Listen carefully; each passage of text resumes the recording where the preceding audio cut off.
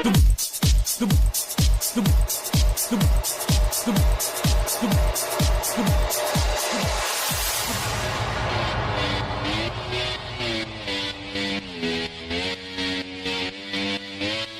wake up every day is a daydream. Everything in my life ain't what it seems. I wake up just to go back to sleep. I act real shallow, but I'm in too deep. And all I care about is sex and violence. A heavy baseline is my kind of silence. Everybody says that I gotta get a grip, but I let sanity give me the slip. Some people think I'm bonkers, but I just think I'm free. Man, I'm just living my life, there's nothing crazy about me. Some people pay for thrills, but I get mine for free. Man, I'm just living my life, there's nothing crazy about me.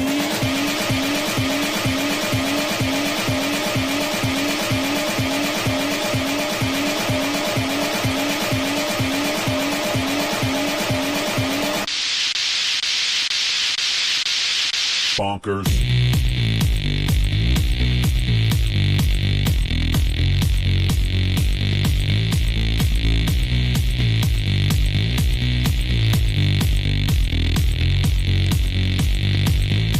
I wake up every day is a daydream. Everything in my life ain't what it seems. I wake up just to go back to sleep. I act real shallow, but I'm in too deep. And all I care about is sex and violence. A heavy baseline is my kind of silence. Everybody says that I gotta get a grip. What is going on, world? Welcome to 90 Minutes to Glory right here on the Betting News Network. Myself, Nate Hornung, joined by my good friend Betting the Pitch here to give you guys all of the winners and more on the two World Cup matches we have later tonight, as well as the rest of the round of 32. This is all brought to you by our lovely sponsors at Lucky Rebel Sportsbook. Go to luckyrebel.la, click that QR code up above our head, get yourself a $1,250 deposit bonus, as well as 50 slot spins immediately in your account. We've already got some comments in chat. Please pick WNBA and MLB. Well, we will have some WNBA and some MLB winners for you in about an hour on Afternoon Betspresso following this show. But here for the next 58 minutes, 90 minutes to glory, we're going to break down plenty of soccer because we've got a whole lot to talk about. Mr. BTP, happy Tuesday, sir. How you doing? Doing good, brother. How you doing? It's been a while. I feel like it's been a while. It has, right? I've been taking these long weekends to slip down to the lake. So, yeah, it's good to be on screen with you, though. We got producer SPJ in the house as well. He's going to be helping us out behind the scenes for a little bit, but you'll be catching him on Afternoon Betspresso at the top of the hour as well. Plenty of WNBA from that man as the Commissioner's Cup final is tonight. But the focus here is going to be on the two World Cup matches that we have later this evening. Before we get into those picks, man, what a round of 32 it's been so far. Just absolutely incredible matches so far. Starting Sunday with Canada and South Africa, we had two stoppage time winners. We had two games going to PKs, and then even today, Norway wins it in the final moments of regulation time. I feel spoiled as a soccer fan that we've just gotten 5 very competitive matches right down to the final minutes so far in the knockout rounds. Yeah, it's been great. I mean, this is what we wanted. This is what we expected. You know, now that it's getting down to the nitty gritty, top clubs, even, Paraguay with a huge upset. Great to see that. I don't know if you think Jeremy maybe got robbed on that extra time goal or not. It was a little iffy. Could have gone either way. Yeah, it was a little iffy. I feel like maybe could have gone either way, but just great games. I mean, even today, gutted for our Ivory Coast, though. We got them in our fantasy league, wanted them to progress, but they played great. They were great this tournament, but excited to see Norway and Holland, just excited to see them continue and see how far they can go. So. Yeah, absolutely. Yeah, at least we got a goal from Ahmad today to help our fantasy league a little bit since the Ivory Coast has now been eliminated. Me and BTP will be rooting for Brazil and Mexico now, who would potentially meet up in the quarterfinals if things go their way. And it is going to be exciting to see how far Norway goes because I just really didn't know what to expect from this team coming into the tournament. Obviously, they've got Erling Haaland. Everyone knows that. But the rest of the squad, I was just worried about how they were going to do, especially defensively. And then also if Haaland kind of gets shut down, is someone else going to be able to step up and score some goals for him? But it's working out so far. What do you think of their decision to sit everybody in that final group stage match against France? saying, we don't need to win the group. We're okay with facing the Ivory Coast in the round of 32. It worked out for them, but kind of an interesting decision there. Yeah, I mean, I guess, the manager's decision at the end of the day, maybe, it worked, like you said, it worked out for him. I would have liked to see Holland go for the Golden Boot, and get a couple more goals in that final game. Because, obviously he can't be stopped. He was playing great today. He was getting back, playing defense. He was really all over the pitch, even though he wasn't, on the score sheet until late. But all he needed was that one chance. Right. He taps it in. He just always seems to be in the right place, the right time, finding space. So, great for him. And I agree. I don't know if I still trust this Norway backline. I just don't know if they have what it takes to take them this whole, the whole way here. And now they got to face a Brazil side with Vinny and Cunha and everyone in between. So that game could be another just absolute crazy madness of goals with two defenses that just have not been great. So I'm excited for that matchup and to see where it goes. Speaking of that matchup specifically, that just has goals written all over it in my eyes. I'm looking at the lines right now on Lucky Rebel. Over 2.5 is plus 102. I feel like I just got to take that right now. Or is that telling teams to score on it? Both teams to score. Because that's got to be playable if the over's like that. Minus 120 for both teams to score. Man. It almost seems too good to be true. Yeah, that feels like almost playing both those lines there. Right. Yeah, because when they won today, and then it was announced obviously that they're playing Brazil, I thought the same thing. I'm like, okay, two teams that have struggled at the back, can be lazy, can really just be exposed at that back line, and with these two attacks, and with Holland and Vinny, you got to think this is at least a 1-1 game. Yeah, at the very least. So yeah, maybe the both teams to score for minus 120 is the better route to go. I am seeing Norway to reach the quarter. Oh, excuse me. You're talking Norway to qualify in that specific match. My bad. Let me look up those lines. Because right now, Brazil on the money line, minus 114. Norway plus 320 to win that match in regulation. Norway to qualify, to advance to the next round, nearly 2-1 at plus 190 right now at Lucky Rebel. I don't know if I have that much faith in them, but if they keep it low scoring, going to hedge. Yeah, because SBJ's talking to us. It is in Jersey. Okay. He's got Brazil to qualify for the quarters at minus 110. So taking a little hedge with Norway. Yeah, plus 190 wouldn't be a terrible move. No. My mind just says Brazil is going to find a way though in that match. Can Holland really overpower? Holland will have to put on a masterclass, I feel exactly. Right. But even 100%. Odegaard looked incredible today. He's in form right now as well. This Norway team is no slouch. I just don't trust their back line at all. And their keeper had to make some crazy saves today. Seriously. Our boy Ahmad almost banged one home to tie it at the end there, which would have been insane. Huge. Yeah, but I gotta lean Brazil in this one. I know that they're dealing with some injuries. It looks like Casemiro is got a knock with a groin injury. So yeah, I guess we'll see when it comes. Games being played in Jersey, so weather is definitely a factor there. But yeah, I think I'm with you. This game just feels like, if the weather is good, this game just feels like goals. Right, exactly. That is a good point to monitor, though. With this game being played at MetLife Stadium, definitely got to keep an eye on the New Jersey weather up there. Looking ahead to the other round of 16 match that we have set up, Canada and Morocco going head to head on Saturday. It looks like that match is going to be played down in Houston. Now, I pissed off a couple of our Canadian coworkers, telling them that either Netherlands or Morocco was going to absolutely demolish Canada. I still kind of feel the same way. Do you have any differing opinions there?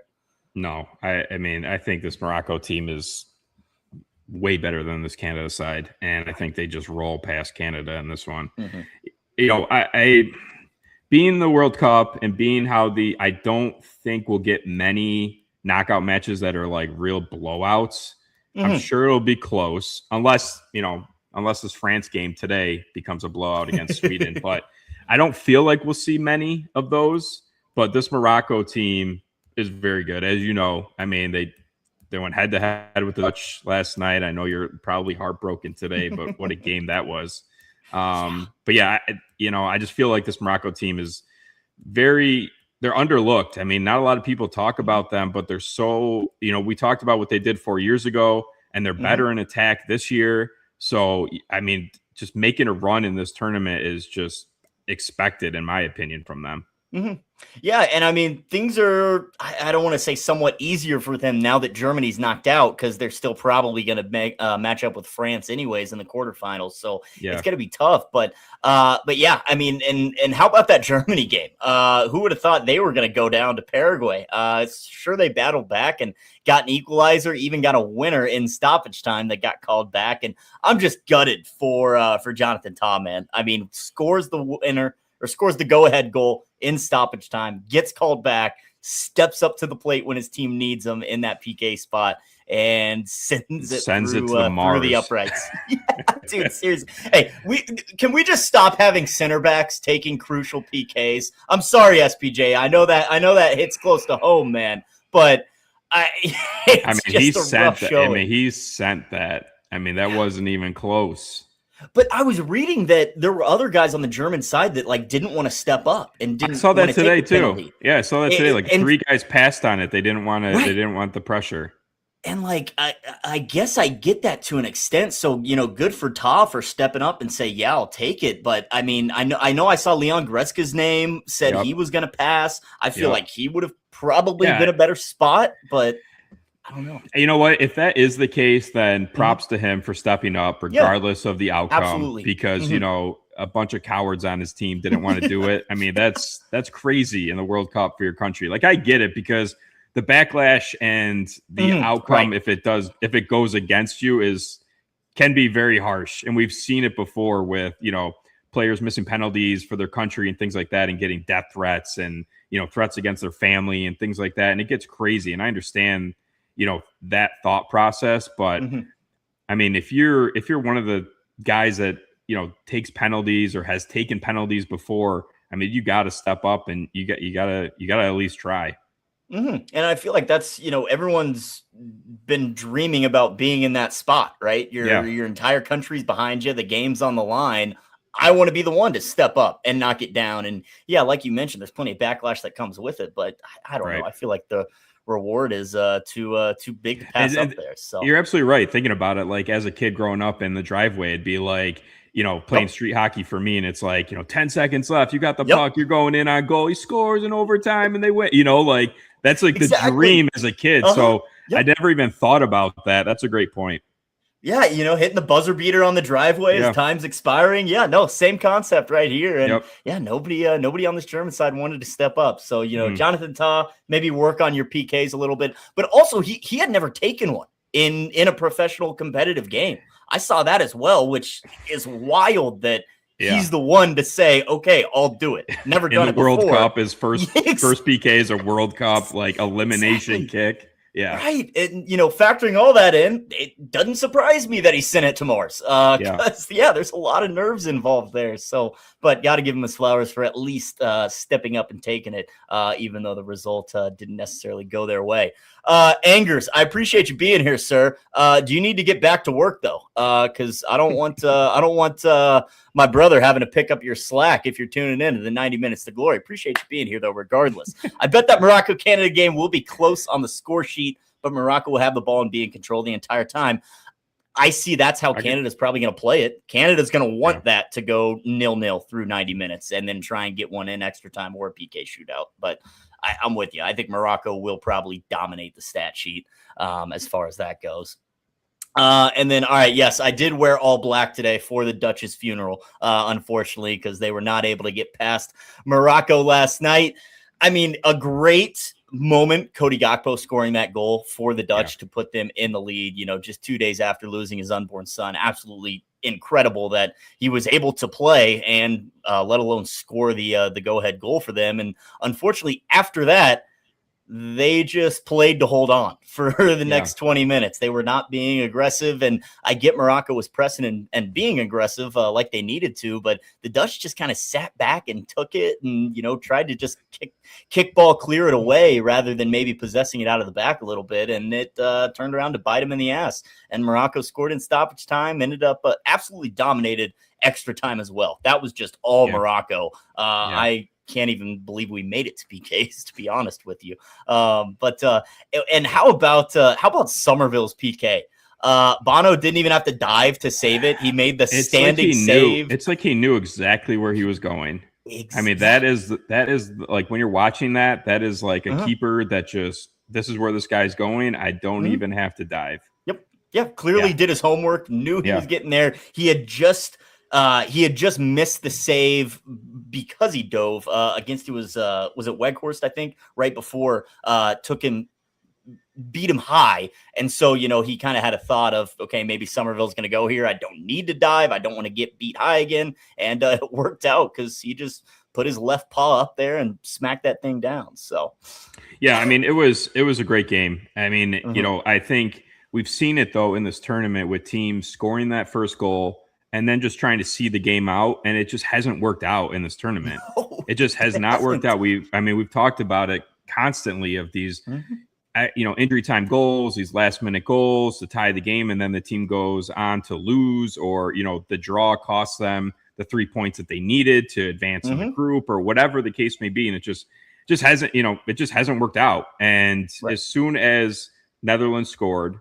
What a play by Somerville, though, to get Gakpo that ball as well. Yeah. Once they scored, it was just like Morocco was like, okay, like turned it on. They got the equalizer. And then, Netherlands just kind of turtled after that and didn't really see much of the ball. And like you said, they were lucky to even get to PKs. Netherlands keeper with just unreal save. And then even in the PK shootout, that one that he saved that ended up going off his foot and in, that was just so unlucky. So unlucky.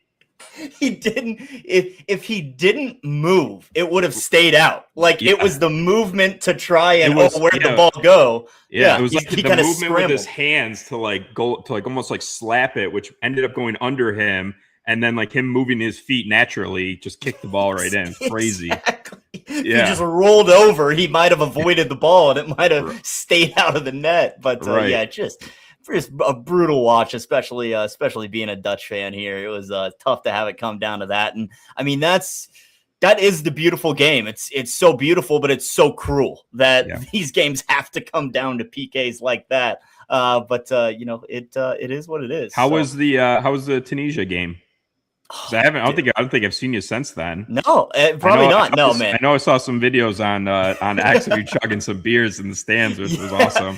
Hey, I got to shout out this guy, Lil Shags. I asked him for a first goal scorer. He said Brian Brobbery. We almost had it on that very first goal. Thankfully, it was an own goal, so we go to the next one, and then Brobbery just a few minutes later, 7 minutes into the match, we get 2 goals from the Dutch to cash the first half team total, cashed up 400 plus 400 first goal scorer as well with Brobbery. So shout out Lil Shags for that one. And it's great to hear we're getting angers through the workday, man. That's what we're here for, right? 3:18 Central, 4:18 Eastern. You guys need a power hour to get you through the last few moments of work. Or you guys are in the right spot right here on the Betting News Network. But, dude, it was awesome. I've been to Arrowhead plenty for Chiefs games. I actually went to a Copa America match, the U.S. and Uruguay a couple of years ago as well. But this was an atmosphere unlike any other. The Dutch just took over Kansas City. And, I mean, there was plenty of Tunisia fans as well. They showed out well in that stadium, too. So a lot of orange and red there. The wave went around like 10 times without stopping. So it was really cool to see, man. But yeah, it just an incredible atmosphere, great game. Dutch got the result they needed, cashed some bets along the way. So nice. It was just a great night. So that's awesome, bro. Yeah, that's no awesome. complaints. Yeah, I mean, man. just seeing, I can't imagine being there, but you always see it, on social media, and you're just like, This is just insane. Like, that orange wave and the way they come into the game and even at the game, it was so awesome. So I'm sure it was just incredible for you.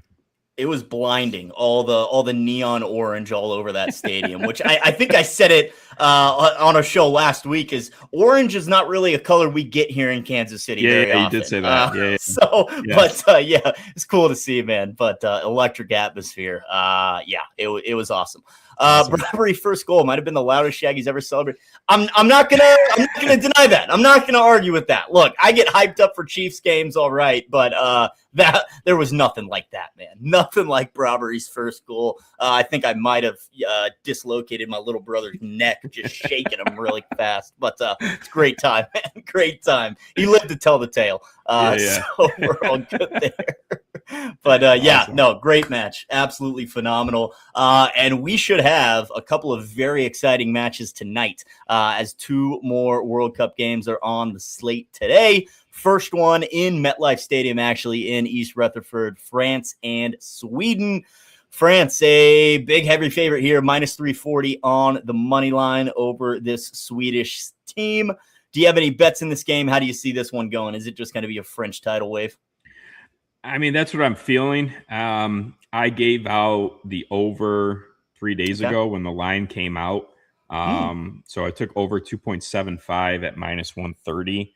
I just feel like this is a line that France could clear themselves. But again, we've seen the French struggle to keep clean sheets, and that Gyökeres and Isak and Ilanga, they're going to make something happen today. So I feel like they'll get at least one, but this French team is just, when they want to turn it on and they want to attack and they want to press and they want to find a goal, they're going to find a goal. And, I just feel like this is going to be a tough matchup for Sweden. And, we saw Sweden kind of struggle a little bit against Japan. They got blown away by the Netherlands.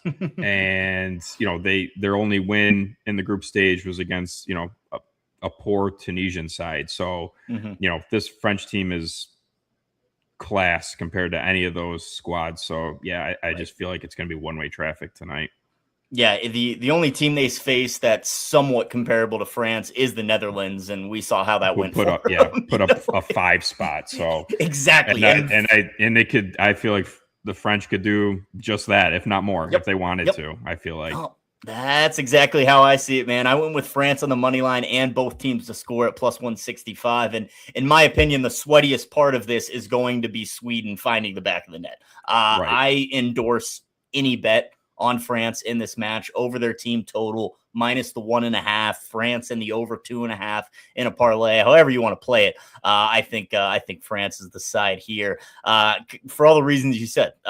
Incredibly stacked, especially on the attack, an objectively better attack than the Dutch, who, again, put up 5 goals against this Swedish back line that you and I are just not a fan of. We know how leaky they can be, and going up against, the best looking attack in the tournament right now. It's going to be tough. And, it did take France a little bit to get going. We saw that in their first match against Senegal, scoreless through 60 minutes, and then they turned it on for 3 goals. And then they obliterated Iraq and had a little tune-up game against Norway's reserves. But they're cruising, man. So I don't see anyone stopping this train. Definitely not the Swedish back line. So I think France is certainly the right side today. But I'll be rooting for Sweden to get one. Yes, I think they do. I think they do. Yeah, I think they do. Especially with you've got Saliba and Gyökeres, who have played all season together. Both being on Arsenal.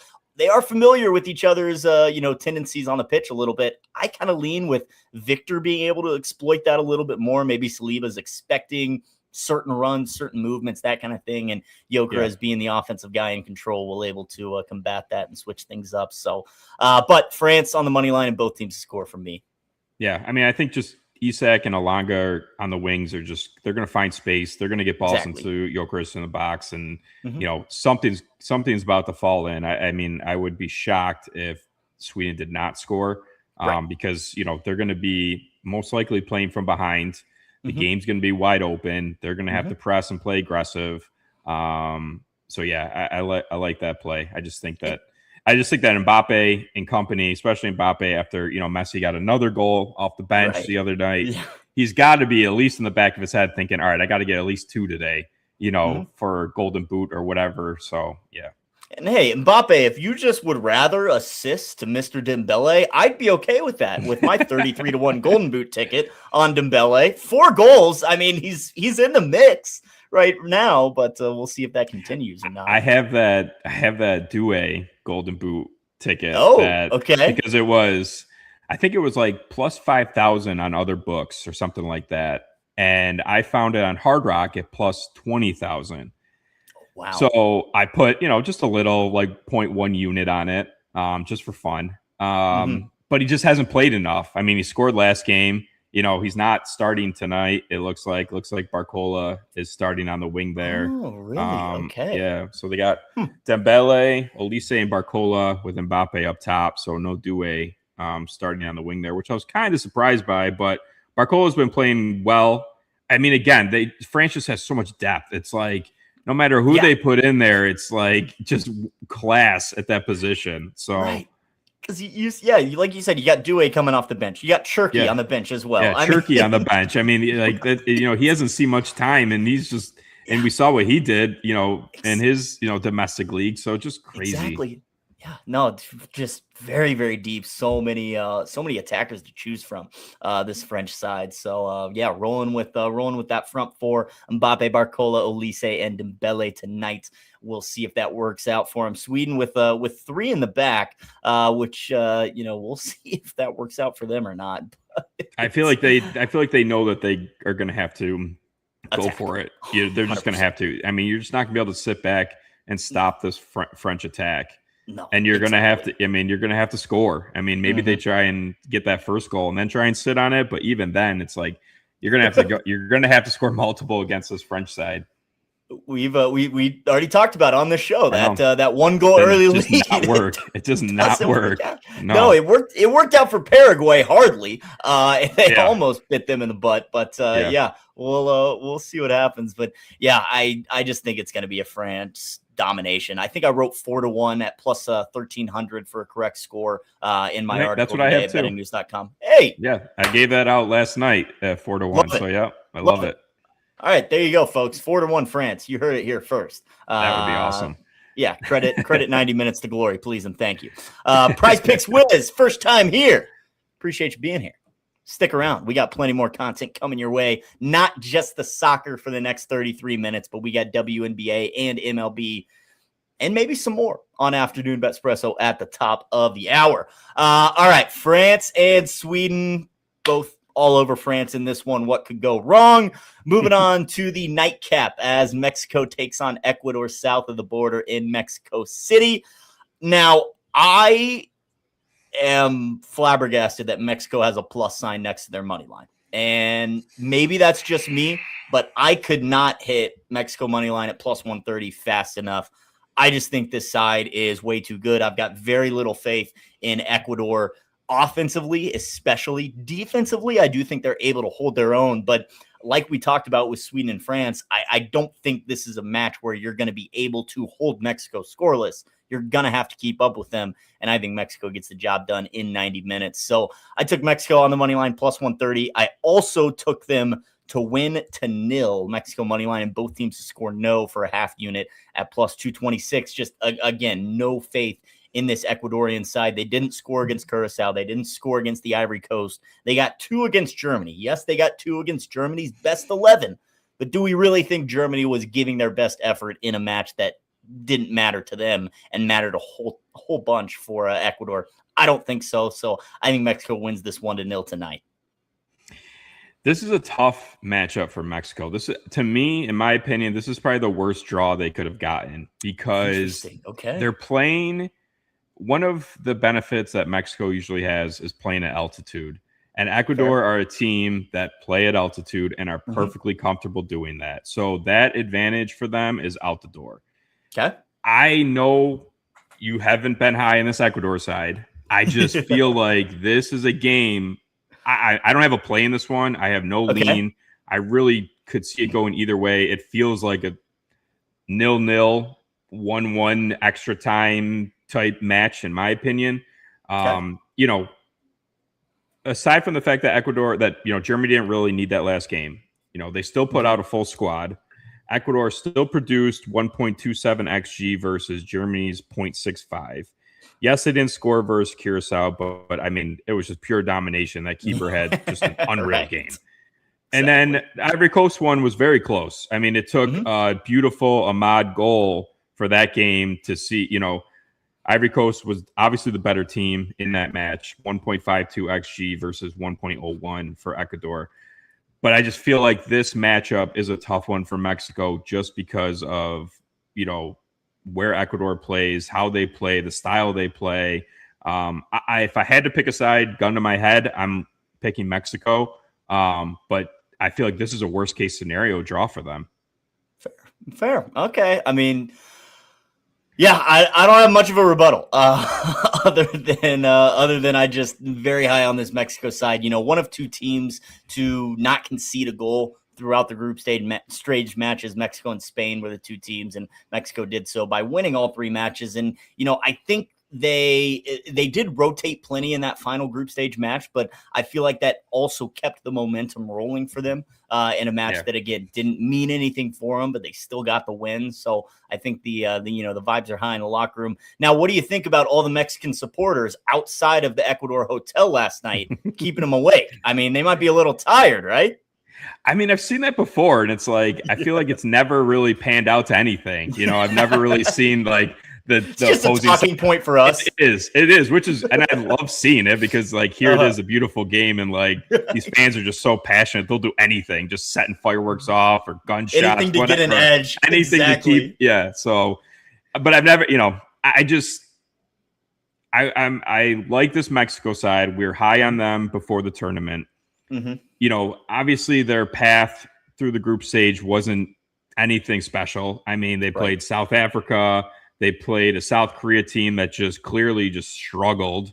And then a Czech side that was just underwhelming in every single match all tournament. So it's hard for me to think that they're just going to come out here and dominate Ecuador. I do think they're on paper the better team. But like I said, this just feels like a very tough matchup for Mexico. In my opinion, I feel like this is just one of those draws or one of those teams that they just didn't want to see. Any other team really, they could have had a real advantage playing, in Mexico here for this match. So yeah, I'll be rooting for you for sure on Mexico, the money line. Because like I said, I got nothing. I have no, I got nothing in this match. So I'll be rooting for you for the money line. It's going to be a close one. It'll definitely be a sweat. Well, you're rooting for us too, because we've got Mexico in our Footy Frenzy pool. Yes. So double. So I'll definitely be rooting hard for Mexico. Hopefully, Q can find us a goal to get us on the scoreboard a little more. KP hit Holland. Little 2-0 win. Love it. That works for me. KP hit Holland goal plus 450 live. Quick sweat. Nice winner there. Thank you, Beast McNeese. Appreciate it. My niece did not like it, I will tell you that. So I'm glad I'm getting compliments elsewhere. And he's got a nice compliment for you as well. Appreciate you, sir. Gotta love it. How many shaggy pitch teams can we lose in one day? No, Beast McNeese. Don't be thinking like that. Wow. Don't be thinking like that. That shows you're scared, though. That shows you're scared. Living in their head, rent-free. As we should have, minus 750 pre-tournament favorites. Yeah. Oh, man. Oh, Jeff. Don't be doing that. I get it. He's a Florida guy like yourself. You guys got to stick together, but it is what it is. All right. Well, Mexico and France, the two sides that are going to get the job done today. We are going to have 90 Minutes to Glory tomorrow, folks. Same time, 3 o'clock Central, 4 o'clock Eastern. That will be right at the start of the Belgium-Senegal game and then after the England-Congo games wrap up. So let's get into those here in a little bit. We will build a nice little parlay for the kids at the end of the show for tonight's couple of matches. And I mean, hell, if we talk about the U.S. a little bit, we talk about the U.S. a little bit. But England and Congo going head-to-head in Atlanta tomorrow at 11 a.m. Central, actually. Kicking off the morning spread. We'll be sweating out England and Congo. England minus 350 on the money line. I mean, they haven't been overly impressive this tournament. Obviously, they won the group, got the results they needed to. but this Congo side's been frisky. I mean, I don't think this is going to be a cakewalk for England. I would imagine they're going to find a way to advance, probably even doing so in regulation time. But how do you see this one going?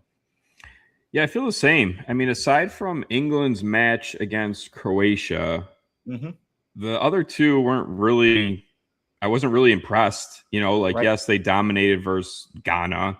They didn't score, but, you know, they held 80% possession in that match. You know, only got 3 shots on goal that whole match.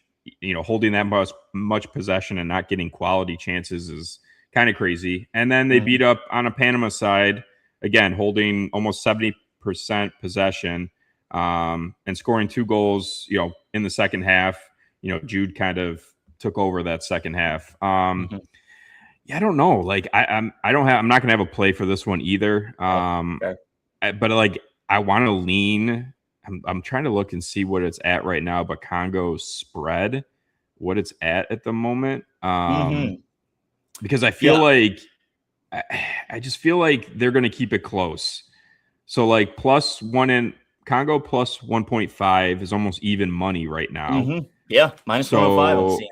Yeah, so you could get almost 1.75 at around like 135 minus 135. But yeah, I mean, that I feel like that's how I would lean if I had to pick a side. I mean, do we get, you know, a basic 2-0, 1-0 England victory here? Probably. Probably. Exactly. Yeah, probably. You know, it's probably going to be a, you know, 0-0 first half. And then England's going to get like a late goal, and then Congo's going to have to open up a little bit, and then they'll just get like, you know, a late second goal, and they'll win 2-0. But yeah, I don't know. I don't feel like it's going to be a blowout. I've been impressed by the Congo side. I want them to keep progressing. It's been, you know, awesome to see, and you know, it's always fun having that Cinderella story in sports and in the World Cup. So yeah, nothing for me in this one, but yeah, I think we're kind of thinking the same way here.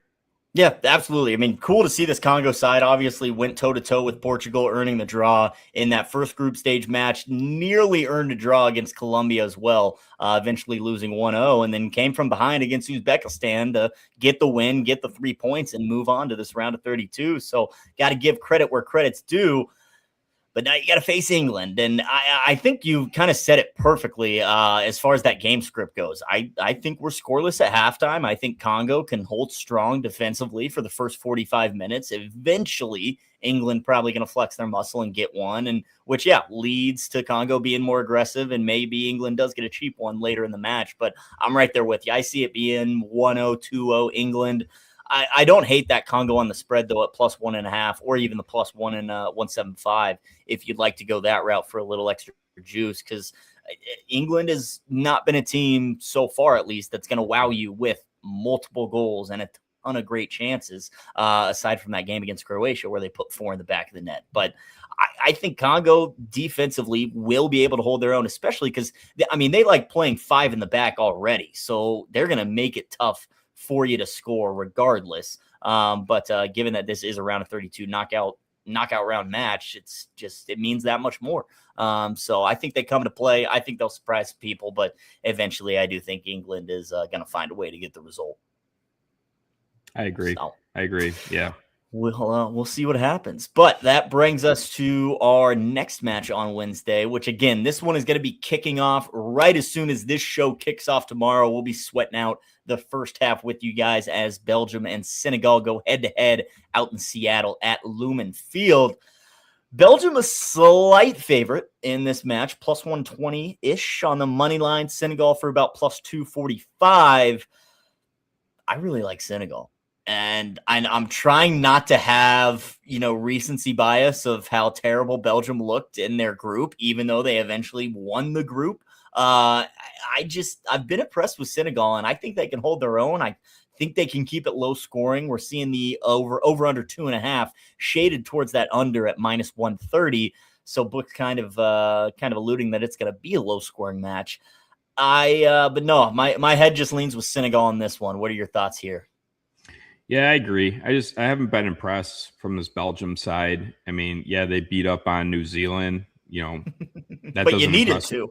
You needed to, exactly. You needed to run up the score. You put yourself in that position against teams like Iran and Egypt because you couldn't get the job done. So you put yourself in a position where you had to beat up on little old New Zealand. So for me, I just don't know where, Doku didn't look good last match. I don't know if he's still not feeling well or what's going on. De Bruyne's getting up there in age, It's just Lukaku's hit or miss. You don't know what kind of Lukaku you're going to get. Is he going to start? Is he going to come off the bench? Is he going to be, hitting the target? Is he be sailing it over the net? So right. It's hard for me to go against Courtois in net because I feel like he's going to have to make some saves. And if you're going to rely on a keeper to keep you in the game, it's got to be him. 100%.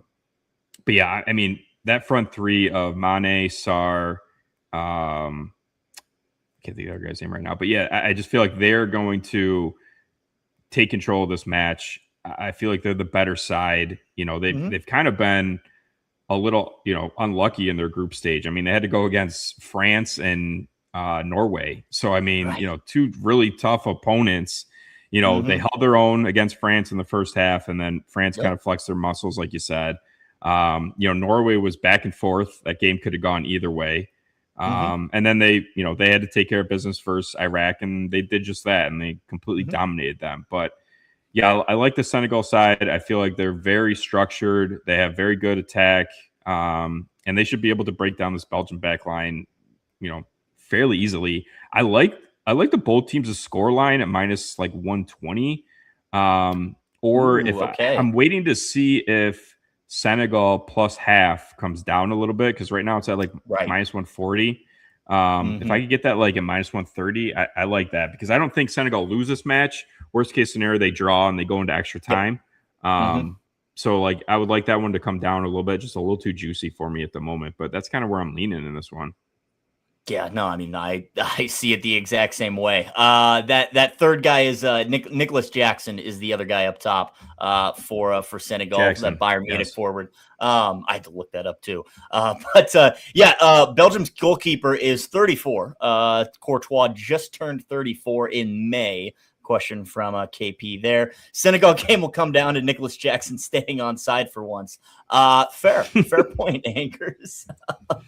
Look, I do. Yeah, exactly. I would be worried that if Senegal does find one first in this Belgium game, are they going to do what we've seen every team do, and that's sit back and defend and abandon any sort of game plan? Because we saw them light up Iraq 5 goals, in a match that they needed to win to advance, and needed to put up some goals on the differential line just to get through to the round of 32. But I have a feeling they could surprise people here, and I'm right there with you. I'm monitoring that Senegal double chance line, because that is more than likely going to be my play in this match, because, again, just haven't been impressed with Belgium, especially on the back line, like you said. And yeah, there's so many question marks with this squad of who we're going to get, how are they going to play, what's the game plan going to be. So I think Senegal is just in better form right now, playing better soccer, and I think that'll show tomorrow on the pitch. So we'll see what happens. Yeah, I agree. Yeah, I don't think. I mean, I'm looking at the total right now. Obviously, the books think it's going to be under, which I could see that. With the South Africa team, that's kind of their style that they can play. They can really just kind of see a game out, play for that draw, or find that one goal. But I just feel like the Senegal side, if they want to attack, they could really just take it to Belgium in this match. Yeah, it just feels like, I hope that they do, because I feel like that's an easier path to victory for them, is attacking this Belgian back line, attacking that midfield, and just scoring a couple goals instead of just sitting back and just, trying to see a game out, maybe catch them on a counter, or let them have the ball. I just feel like that wouldn't be the right play here against this Belgium team that I don't think has a lot of confidence right now coming into this match. I mean, yeah, they beat up on New Zealand, but again, aside from that, they didn't look good in either of the other two qualifiers against lesser opponents than Senegal. Exactly. I'm looking at Senegal's team total right now, over a flat 1, plus 107. I don't So necessarily if they score one, it's a push. Yeah, one, it's a push. Two, you're a winner. Which, if you want the over 1.5, it's plus 220 there. Which you're going to need 2 goals to win anyways. But if your book has the 1 at plus money, I would be shocked if they didn't score at least 1 in this game. That's exactly how I see. So yeah, Lucky Rebel right now hanging the flat 1 for Senegal's team total over plus 107. Look, it's soccer, folks. All right, they're low scoring games. Hunting out plus money and push potential. That's where my mind goes when handicapping these games. There's so much volatility, so much can go wrong that, there's no shame in being a little safer with some of these selections. So I'm seeing Belgium's team total over the 1.5 for plus 130 if you wanted to go that route. But I got faith in this Senegal defense that they're going to be able to hold strong at least for 60, 70 minutes of this match. And maybe it really opens up the last 20 minutes or so, especially if it's, scoreless. Maybe teams just start pushing and pressing and going forward. But we'll see. Should be very, very entertaining. Belgium and Senegal tomorrow happening in Seattle. I picked Senegal for my bracket. So, Okay. I mean, I don't hate that. Now, for me, they're just a better team, and I just feel like one way or another they're going to advance here. And this had upset written over it, all over it for me. All right, so we're both kind of leaning with Senegal to advance here, which plus 140 just for them to advance. If you'd like to go that route, now as an American soccer fan, are you rooting for Senegal or are you rooting for Belgium? Who would you rather see in the round of 16 there? Oh yeah, I'd rather see Belgium, 100%. Yep. Yeah. All right. You would be both. I don't think I'd want to. Although we did play well against Senegal in the friendly. Right. We did beat them 3-2 in the friendly. They were still dealing with some injuries, though, weren't they? I want to see the lineup because I remember Mane scored 2 goals in that game. But I don't think Mane had both of them. Yeah, Mane had both of them. I don't think they had Sarr up top in that game. No, they didn't.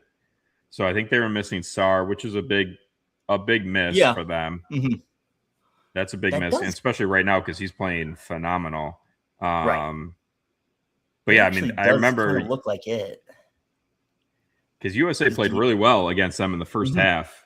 I mean, even the whole game, but like the first half, they played really well.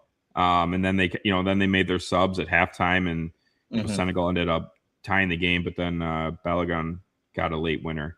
And I feel like, did we struggle against Belgium recently? Well, we lost to them in 2014 in the round of 16. Is that what Tim Howard did everything he could? Yeah, back in March we played a friendly with them, and they beat us 5-2.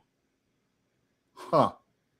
What was the lineup for us though in that? It wasn't top, but I mean we had Pulisic, Balogun, Tillman, McKennie.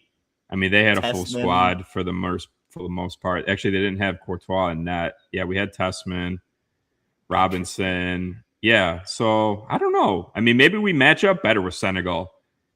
Maybe, yeah. Because we've actually struggled against Belgium. We've actually never beat them. Really? Okay. Even in friendlies and stuff. So first time for everything, right? Maybe it happens in the round of 16. It's the team of destiny. I just want to see USA keep going. I just want to see USA keep going. I want them to win tomorrow night and just make a run. I just want it to be so awesome.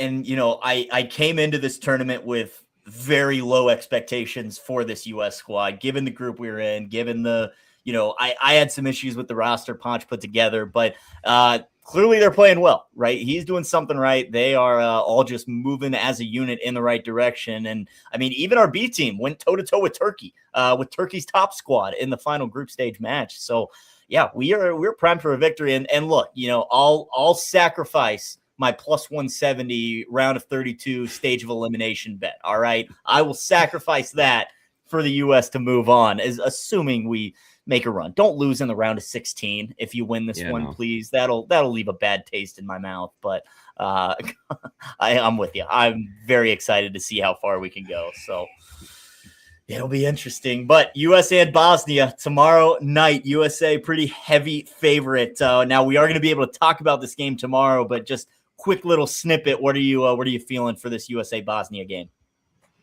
Yeah, I mean, I don't have anything right now. Lines are kind of juiced, towards USA, and I want to be on that side, obviously. Right.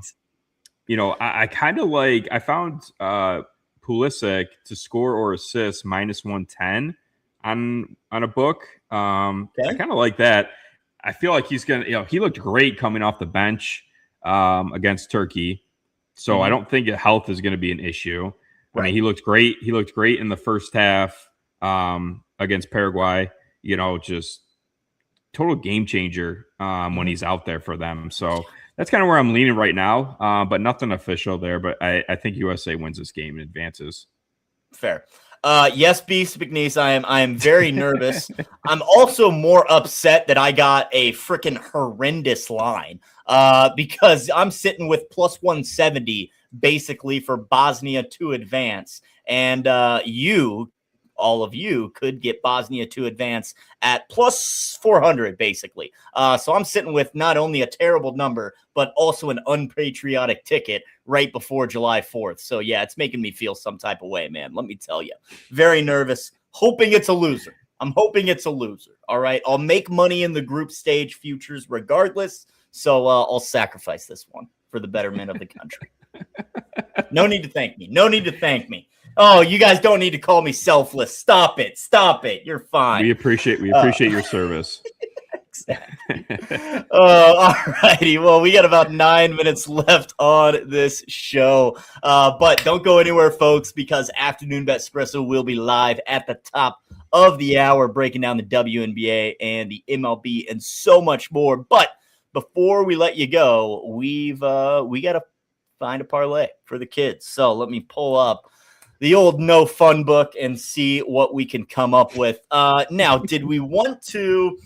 I mean, we could just make this a France SGP if we wanted to. We could mix both games. You guys are going to be the only ones that are going to get it. We're not going to have time to get this out to the world. So this is going to be an exclusive 90 Minutes to Glory to stream parlay as this France game getting started in about 8 minutes. But where do we want to start? We both love France. How do we back them in this situation?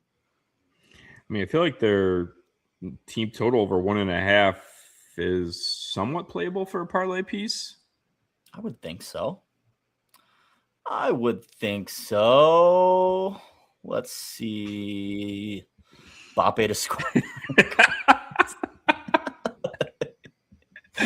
This man. I know. I'm seeing -390 for France's team total over 1.5. I mean, I know. Then again, it's like Mbappe to score 1 goal is what, like -250 or something. Mbappe anytime. It's only -180 on I'd say we take that. Now. I say we take that. Might as well. Mbappe to find the back of the net. I mean, do we want to put something else from this game in here, or? I mean, do we just do like the over 2.5, like Mbappe scoring over 2.5 in the game, or? I don't hate that because we both think goals. We both think that's a number that France can clear by themselves. Over 2.5 -250 brings those two legs to -143. Okay. I like it. Okay. We'll start there. We'll go with those two legs for France, Sweden, Mbappe anytime, and then over 2.5. Those two legs, we got it -143. Moving on to Mexico and Ecuador. Yeah, I don't know. I don't know, man. I hate doing it, but like under 2.5. I mean, right? I hate unders, but like I feel like 0-0-1-1 is like what's going to happen in this game. I see it that way as well, man. And in a game that I lean and under. I just am so hesitant to take any sort of prop. I know. Because it just doesn't go along with the script in my head. So, right. I mean, if we put the under 2.5, minus 260, that individual leg, those 3 legs plus 135. Do we want to look into the shots market in that one, or? I'm trying to think do we take Q shot on target? That's got to be yeah. That's got to be pretty juicy. I like Gutierrez too. He's been shooting a lot for Mexico. If he took like him to shoot twice. Q is only minus 160 to have a shot on target. Okay. Throw that in, and it gets the 4 legs up to plus 306. Oh, yeah. Let's do it. I think that's it right there. Let's do it. There we go. Jeff, you're right. Ecuador's not scoring tonight. You're right. Under plus 120. That's absolutely correct. But just take Mexico on the money line there. All right, yeah. Let me type this up real quick as I'm reading it off to you. Kylian Mbappe to score over 2.5 in France and Sweden, under 2.5 in Mexico and Ecuador, and our guy Julian Quinones for 1 shot on target plus 306. I got you, KP. Let me do this real quick. Mbappe goal. France over 2.5. Oh, yeah. Beast McNeese has it. That guy's quick. Oh, he's got it. He's on top of it. That guy's quick with it. Mbappe to score over 2.5. France, Sweden, under 2.5. Mexico and Ecuador. And our guy, Julian Q, for a shot on target plus 306. Nice and safe. That'll get the job done, right? Something fun to sweat. Should get the job done. Should see this. Yeah, Should see this right go through the hoop tonight. Right through the hoop tonight. So. Yeah. Every leg should be plus chicken. A real Canes guy would know that. Look, man, I'm kind of out on Canes. I'm going to be honest. I have not had Canes since I ate it for 7 straight days after Carolina swept Ottawa. What was that? I remember seeing it. Obviously, it was before I was like part of the team here and everything. So but I did see it on my feed a couple times. You doing like Canes reviews or whatever. So I was very confident in the Canes beating the Senators by 2 games in that series. So I loved the minus 1.5 at plus 134. I also bet the sweep at plus 900 as well. And then, me being me on stream one day, I just said, if the Canes sweep the Senators, I'll eat Canes every day for a week. And lo and behold, that's exactly what happened. So I got my summer's worth and my fall's worth of Canes all in 1 week. And haven't even thought about it since, to be honest with you. I think there's probably still some Canes sauce in my arteries, which I probably need to get that removed. But I've actually never had Canes. Never had Canes. Wow. It wasn't where I'm from, in upstate New York. And then I actually looked the other day if there was one down here, but the closest one I think the closest one's like 35 minutes, 40 minutes away. And I'm not driving that far for that. It's probably not worth that long of a drive. But yeah. If you ever find people love it. People do love it. And I get it. It's simple. The sauce is incredible. So I get why people love it, but definitely not much variety. And I think that was the issue is like, I couldn't switch up the meal. It was just chicken tenders, fries, and sauce. I could have them slap it on a bun if I wanted them to, but that's it with Raising Cane's. Fried tenders. And I ain't eating the coleslaw. I'm not about that life. Miss me with that. Double toast, please and thank you. Real. Yeah, we had Dave's hot chicken. I think that's what it was called. Yeah. Okay. Yeah. So like that was like the closest thing to Cane's. There's at least some variety there because you can mess with the sauces and whatnot. So yes. Yeah, I've been to Dave's a couple of times, but yeah. Cane's a lot closer to my house, so I'm a convenient guy for sure. That usually wins in my household. So, and yes, I'm not gonna be the one to say Carolina won the Stanley Cup because I so bravely ate Canes every single day for a week. But if other people want to say that, I'm not going to stop them. I'm not going to stop them. They owe you a ring. They got to send you a ring now. Yeah, exactly. I'm wearing the shirt too. I'm wearing the shirt. I bought some merch, man. I bought some merch. I had to.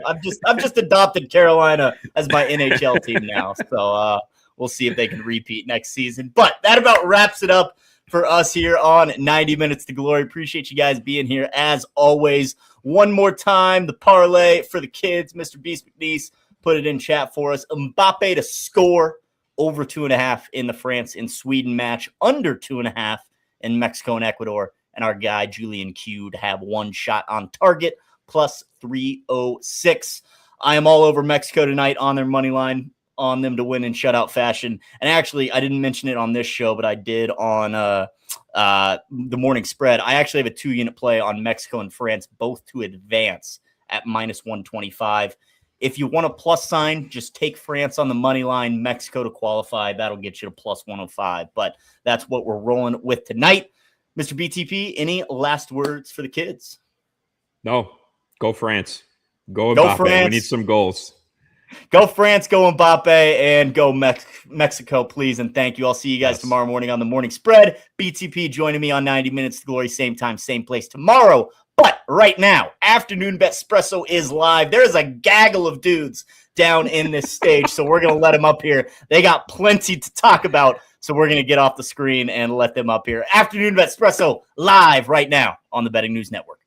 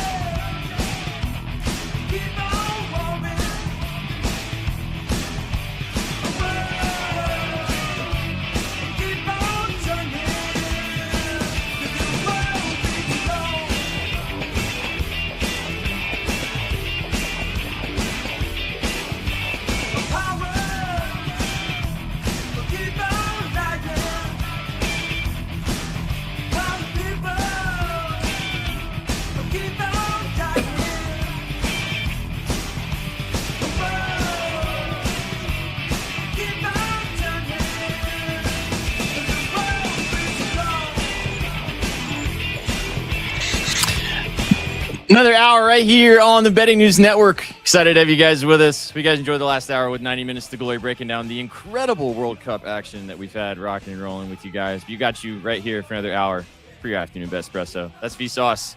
That's PJ Glasser. We got Flo in the house. My name's SPJ. Excited to have you guys with us. From Higher Ground. Boys, I played this song today from our friends at Red Hot Chili Peppers in honor of the 30th anniversary of the Mighty Morphin Power Rangers movie. If you're old like me, that movie was a part of your childhood, and you remember this opening scene where they go skydiving in that song. Yeah, man. I was 30th anniversary of that. We are old, gentlemen. We're all old except for Jackson in the shadows. But Jackson, yeah. What the hell is the Power Rangers? Yeah, what is that? If you want some good viewership, Jackson, go watch that movie. It's obviously it was filmed 30 years ago, so remember that when you're watching it. But yeah, peak childhood for me.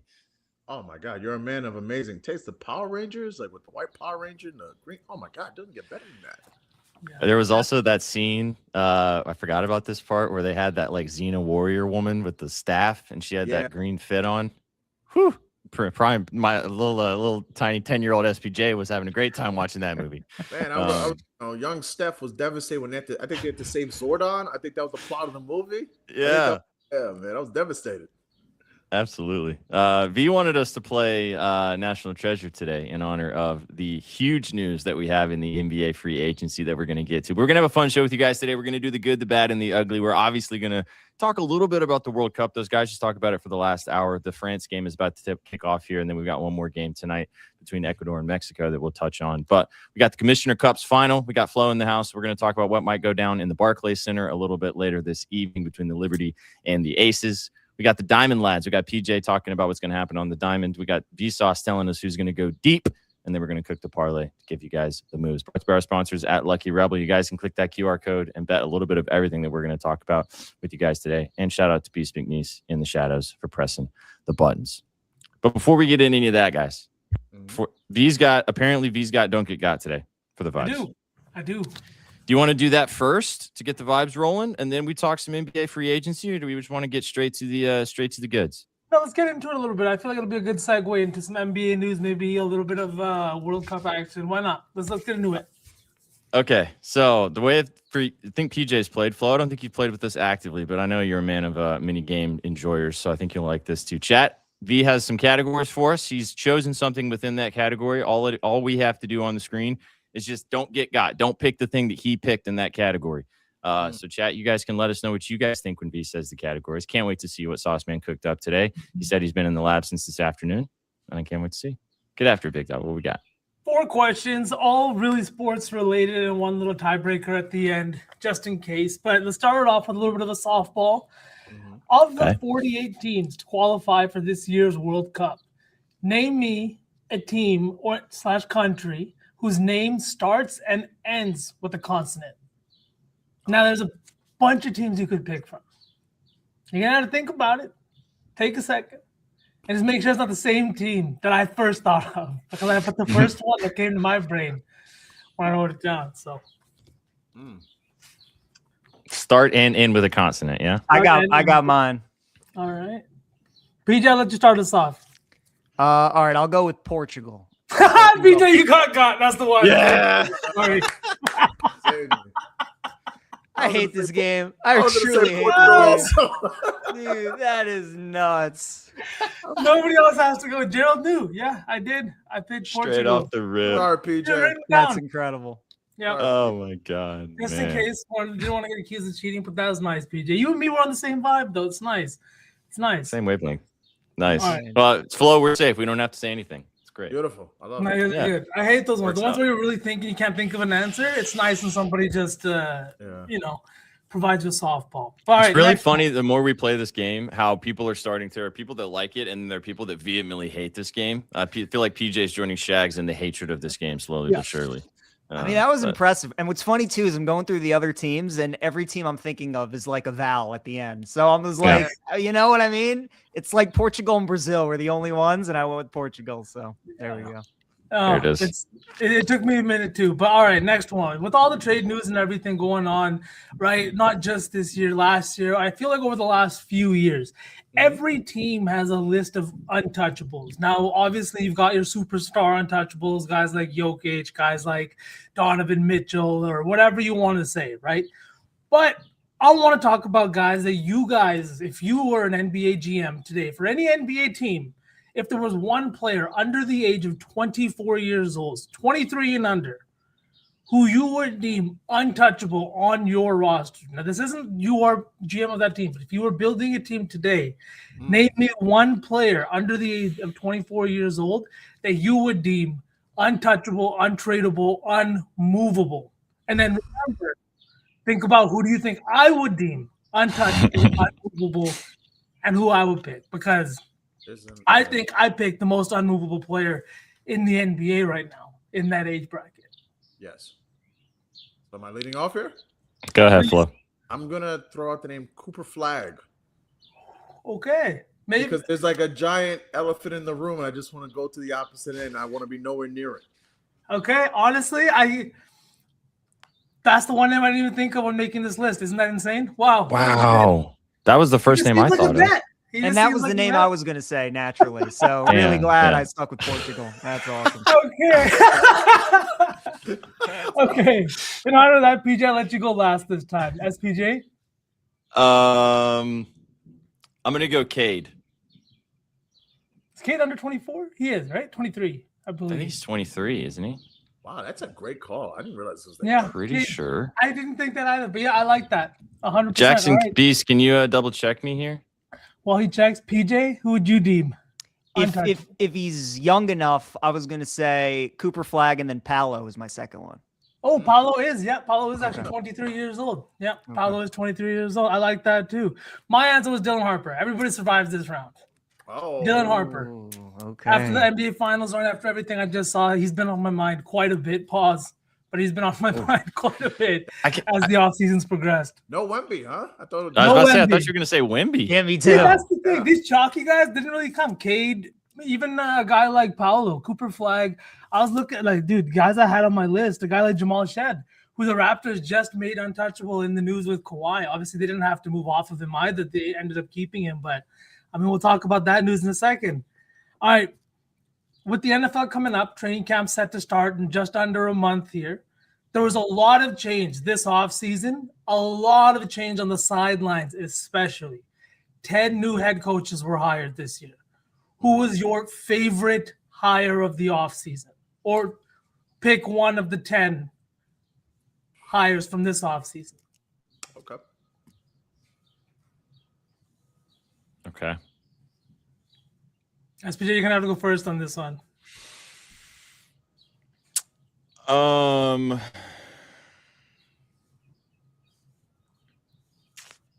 Man, I feel like you're gonna get me by doing this, but I'm gonna go hometown with my homie Robert Saleh joining the Titans. You were safe. You Yeah. are safe. I thought that was too chalky. I did not think you were going to go there. All right. All right. Thank God. PJ? Flo's still in. I'm out, so I'll go after. Oh, yeah, Flo? Yeah. Oh, you go alright. I feel first. like my answer is too chalky here, but it's John Harbaugh. Safe, Flo. Wow. Safe. Safe, baby. I thought that was too chalky. So V didn't go with SPJ's Titans. I'm afraid he went with my Ravens and took Minter, which is obviously what I'm considering. But I'm gonna go with the rival instead and go Mike McCarthy. Oh, okay. You were also safe. Oh, I went good with one. the Atlanta Falcons and Kevin Stefanski. Okay. Kevin Stefanski in this new Atlanta offense. That's what I was thinking about. Honestly, though, everybody went with a little bit of chalk besides PJ. Everybody with the new head coaching hire. Flo, I'm assuming you're a Giants fan as well. Unfortunately, my dad made me a Jets fan. Yeah. Okay, we can just move right past that. Then we don't have to talk about that. All right, last one. This one's gonna be tough. You got a 1 in 4 chance, boys. Name me a Teenage Mutant Ninja Turtle. Oh, Go ahead, Flo. Since you're from New York. the vibes we've hit.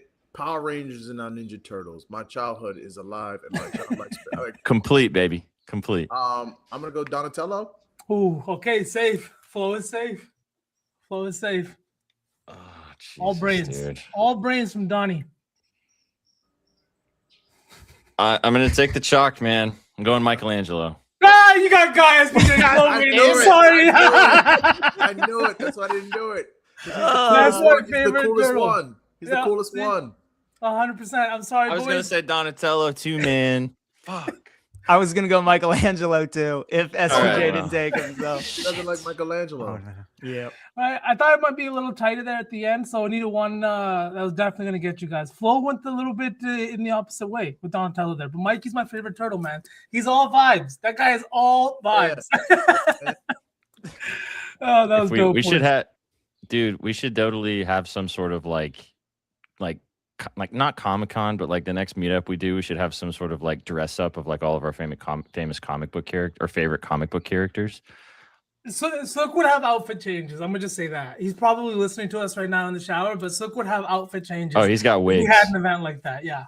Oh yeah, we'd be like Yeah. those South, was it the Japanese or the South Korean fans with the full Goku and Vegeta fit in the stands?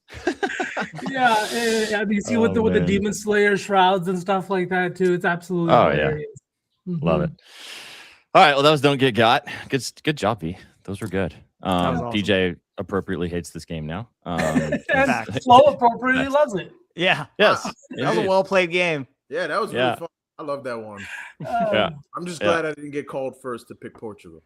I was going to say the I was I was going to say gonna the go Netherlands. Yeah, see, you're not alone, PJ. Shags is with you.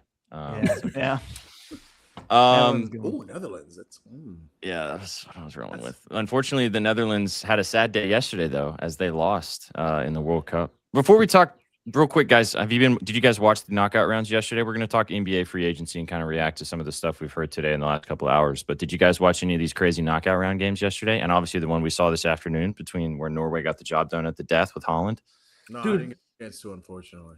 Absolutely insane. The Morocco goal last night was absolutely fucking insane. Dude, like Crazy. the header, the stadium, the way that it just absolutely erupted, and then you go into extra time and then into pens for both games. I was sitting here on edge. I can't even imagine what it was like to be a fan of one of these teams or to be here for one of these games. Absolutely electric environment on all sides. And then today, that pass to Holland where he scored that game winner, how did it even make it through 3 defenders the way that it did? Oh my God. He looked surprised because you could tell the way he touched the ball, he wasn't sure if he got enough on it. Luckily he did, and he ended up in the back of the net. But my God, dude, this is why I love the World Cup. And every time I go back to watching just league soccer or whatever it is, it just never feels the same because there's nothing like this. Knockout stages and everything with it, just electricity.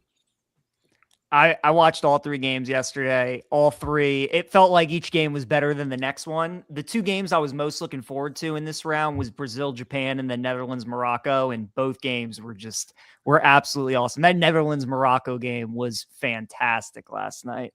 And penalty kicks are I really think that might be like the most dramatic thing in sports. Playoff overtime hockey is really good. When you're watching in the Olympics, those 200-meter swimming races or track and field, I love, or any kind of playoffs or whatever. But penalty kicks, the drama, like V was saying, your team doesn't even have to be playing, and you feel like you're sweating it out with these countries. So it's awesome. I want every game to go to penalty kicks, especially if I don't have money on it. I just root for chaos and drama. Thing about the German players that didn't want to step up and take the penalty, and then you see a guy who does not take penalties step up and obviously absolutely shank it and or send it into the stands. It's crazy. Rough.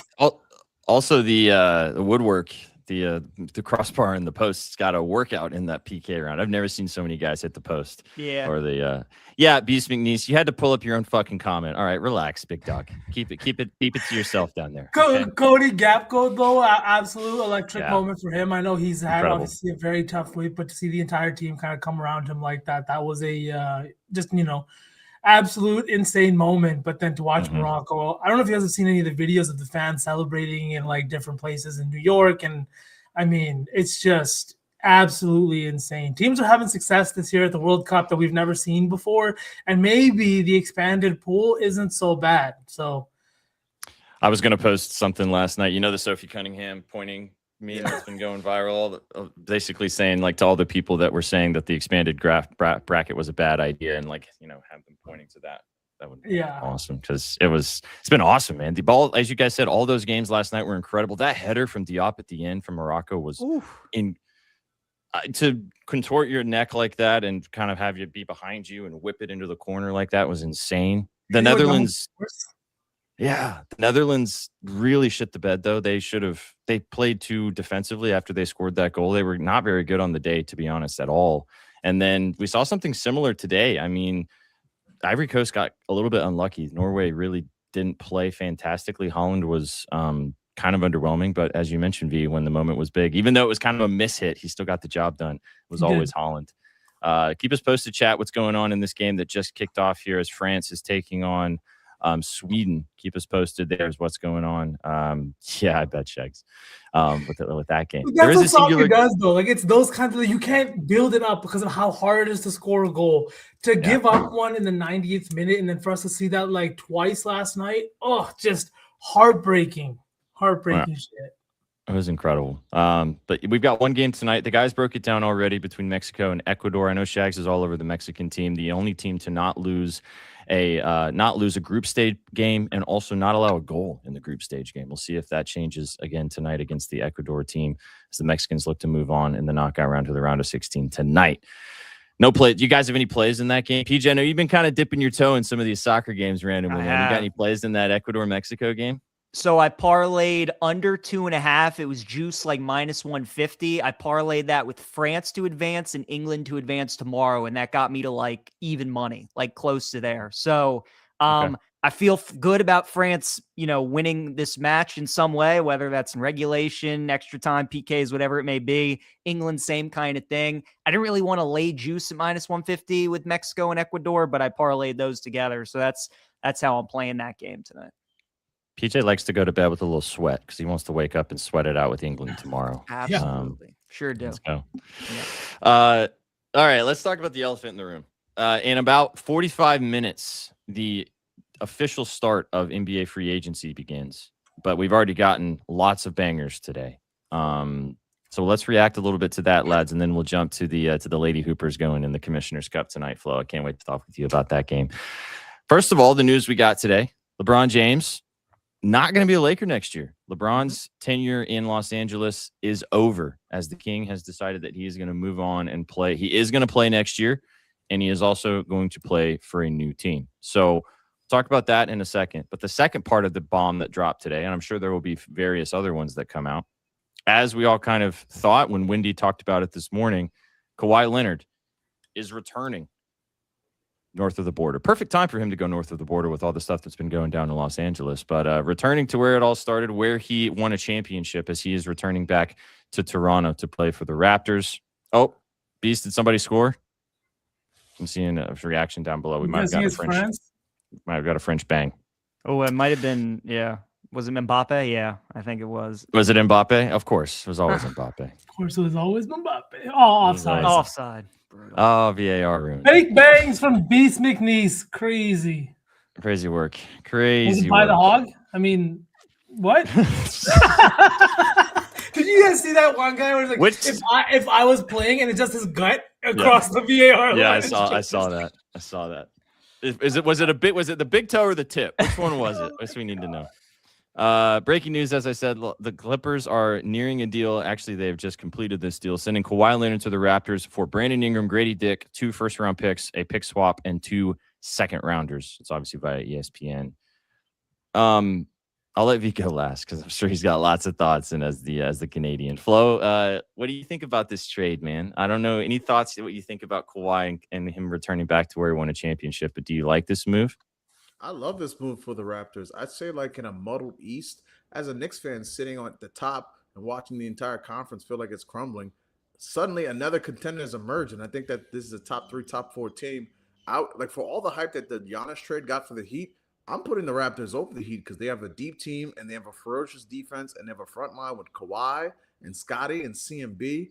And Shed in the backcourt as well is a ferocious defender at the point of attack as well. So I think like they have to add some more pieces for the bench, but this Raptors team is going to be formidable. Kawhi, obviously, he's 35 years old. His health will be a question mark at times, but if they can get this unit to the playoffs, they could take anyone in the conference, if I'm just being honest with you. I love this move for them. For the Clippers, I love how they've kind of rejiggered this whole thing. They were sitting at the deadline last year with a worn-down James Harden and older Kawhi on a really uninspiring team with Brook Lopez as center.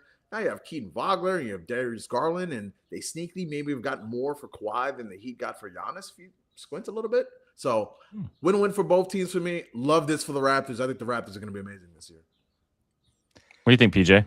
I mean, guys, for so many years, we saw the Clippers try and pair Kawhi with somebody, whether it was Paul George or whether it was James Harden. And I think maybe now he's kind of got his running mate in Scotty Barnes. I think the two of those guys are going to work really well together. I think their games are going to mesh well together. And I think Kawhi just being back in Toronto is great for the city. I think Toronto saw Jalen Brunson become the king of New York, and they wanted to get the king of the North back in the 6, with the Raptors. So I like the move. I'm right there with Flo. They got a nice young thing going. And I think all these teams in the East, man, they kind of realize after the Knicks and the Celtics, like it's anybody else's for the taking to kind of be that number 3 or number 4 team. And maybe you just get hot and you go on a run. And we all know with Kawhi, health is always the major question. But even at this point in his career, I mean, at his age, like if he's healthy, being back in Toronto, and now Scotty Barnes can kind of shoulder some of that if he needs to. He doesn't have to be the one all the time. I agree with Flo. I think this is a great move for both sides too, because the Clippers, they're finally committing to the rebuild. They're starting over. They're getting as many young players, as many draft picks as they can. So I like the deal for both sides, and especially for the Raptors. Okay, Sauce Man. I completely agree. I think that this is a great move for both sides. I think that Kawhi, he's played 65 plus games in 2 of his last 3 seasons. Last season, obviously not much of a winning team, but this guy is still putting up numbers when he is playing well. 28 points per game is what he averaged this season at 35 years old. Yes, he's going to get the extension. I think, honestly, if the Raptors are going for it, right now is the time to do it. You have a guy in Scotty Barnes. You've got some great pieces in terms of depth, guys that are also on good team-friendly contracts right now. This is the time to go for it. Like PJ just said, the East is wide open. And honestly, I think over the last 8 years, watching a new team lift the Larry O'Brien trophy each year kind of opens up your eyes. You think about it, like it was so quick after the Warriors and Cavs were going back and back to the finals again and again and again that we thought dynasties were growing on trees. Every time somebody has won a championship, there has been an active sect of fans and analysts that are being like, how's anybody going to beat this team? And obviously the main goal is always to beat the team that just won a championship, but the Nuggets didn't do it.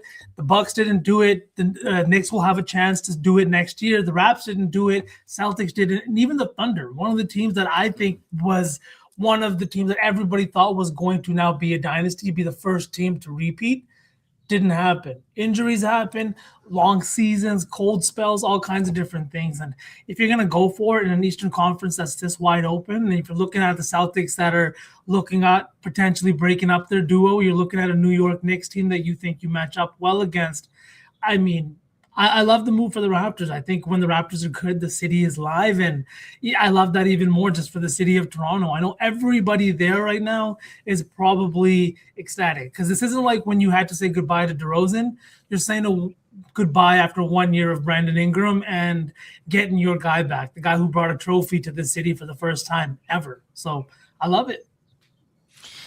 I agree with everything you guys said. I think this is going to work out fantastic. We're also going to get probably great sound bites like the again.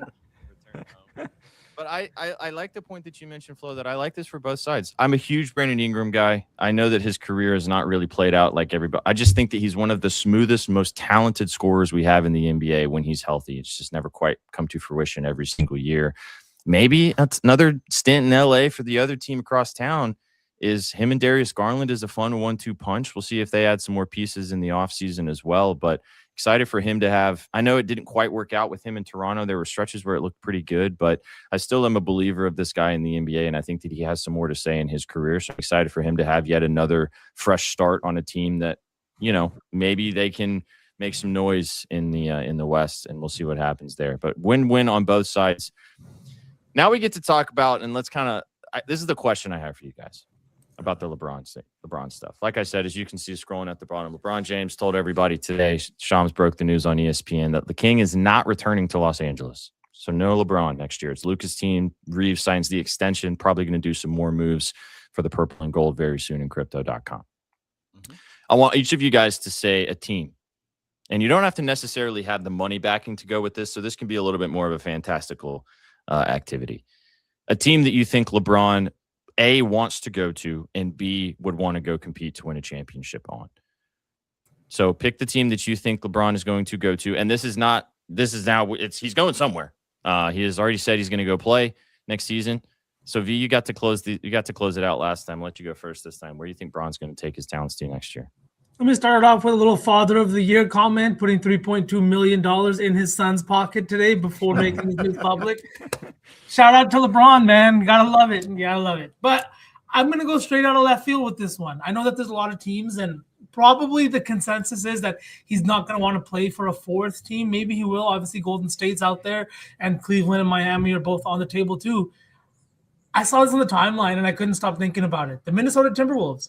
He's a big Anthony Edwards fan, huge Anthony Edwards fan. And if you look at this roster, they just lost out on Julius Randle, which is about 13 to 16 shot attempts per game in the offense. They've also haven't had a real point guard on this team in who knows how long. Mike Conley was probably the last guy to really play point guard for this team, and he hasn't played substantial minutes for almost 2 years.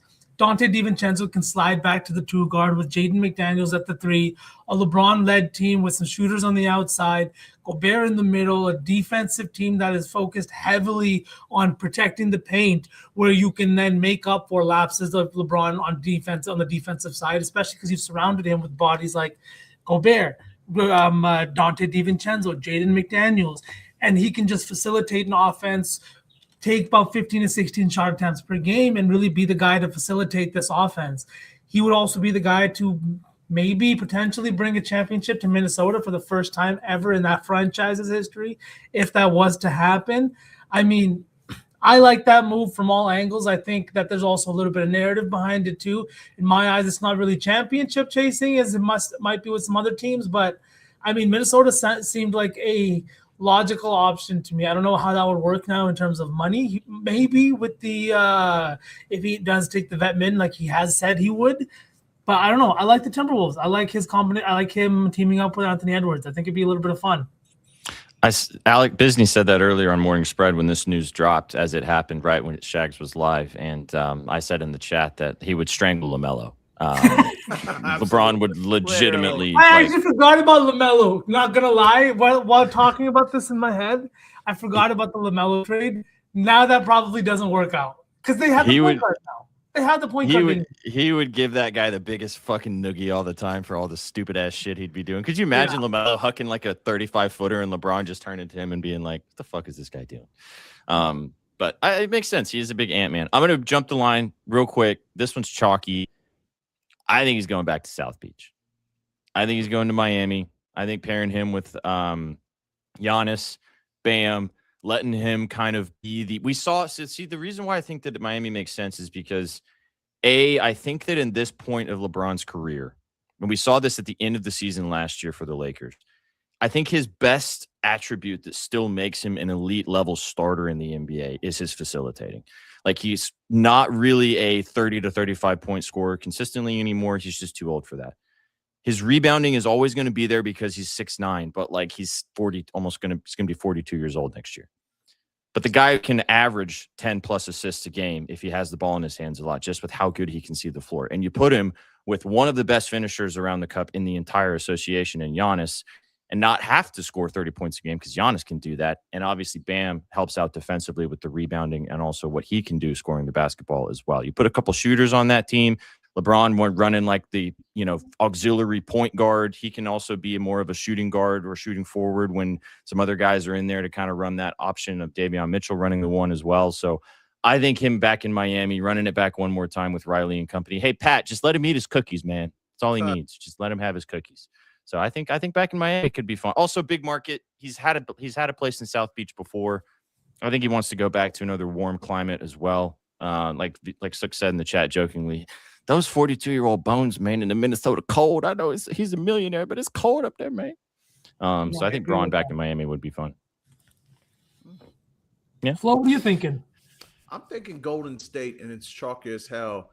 Draymond Green opting out of that contract and then going on his podcast talking about, I'm always here to be a team player and work for the team.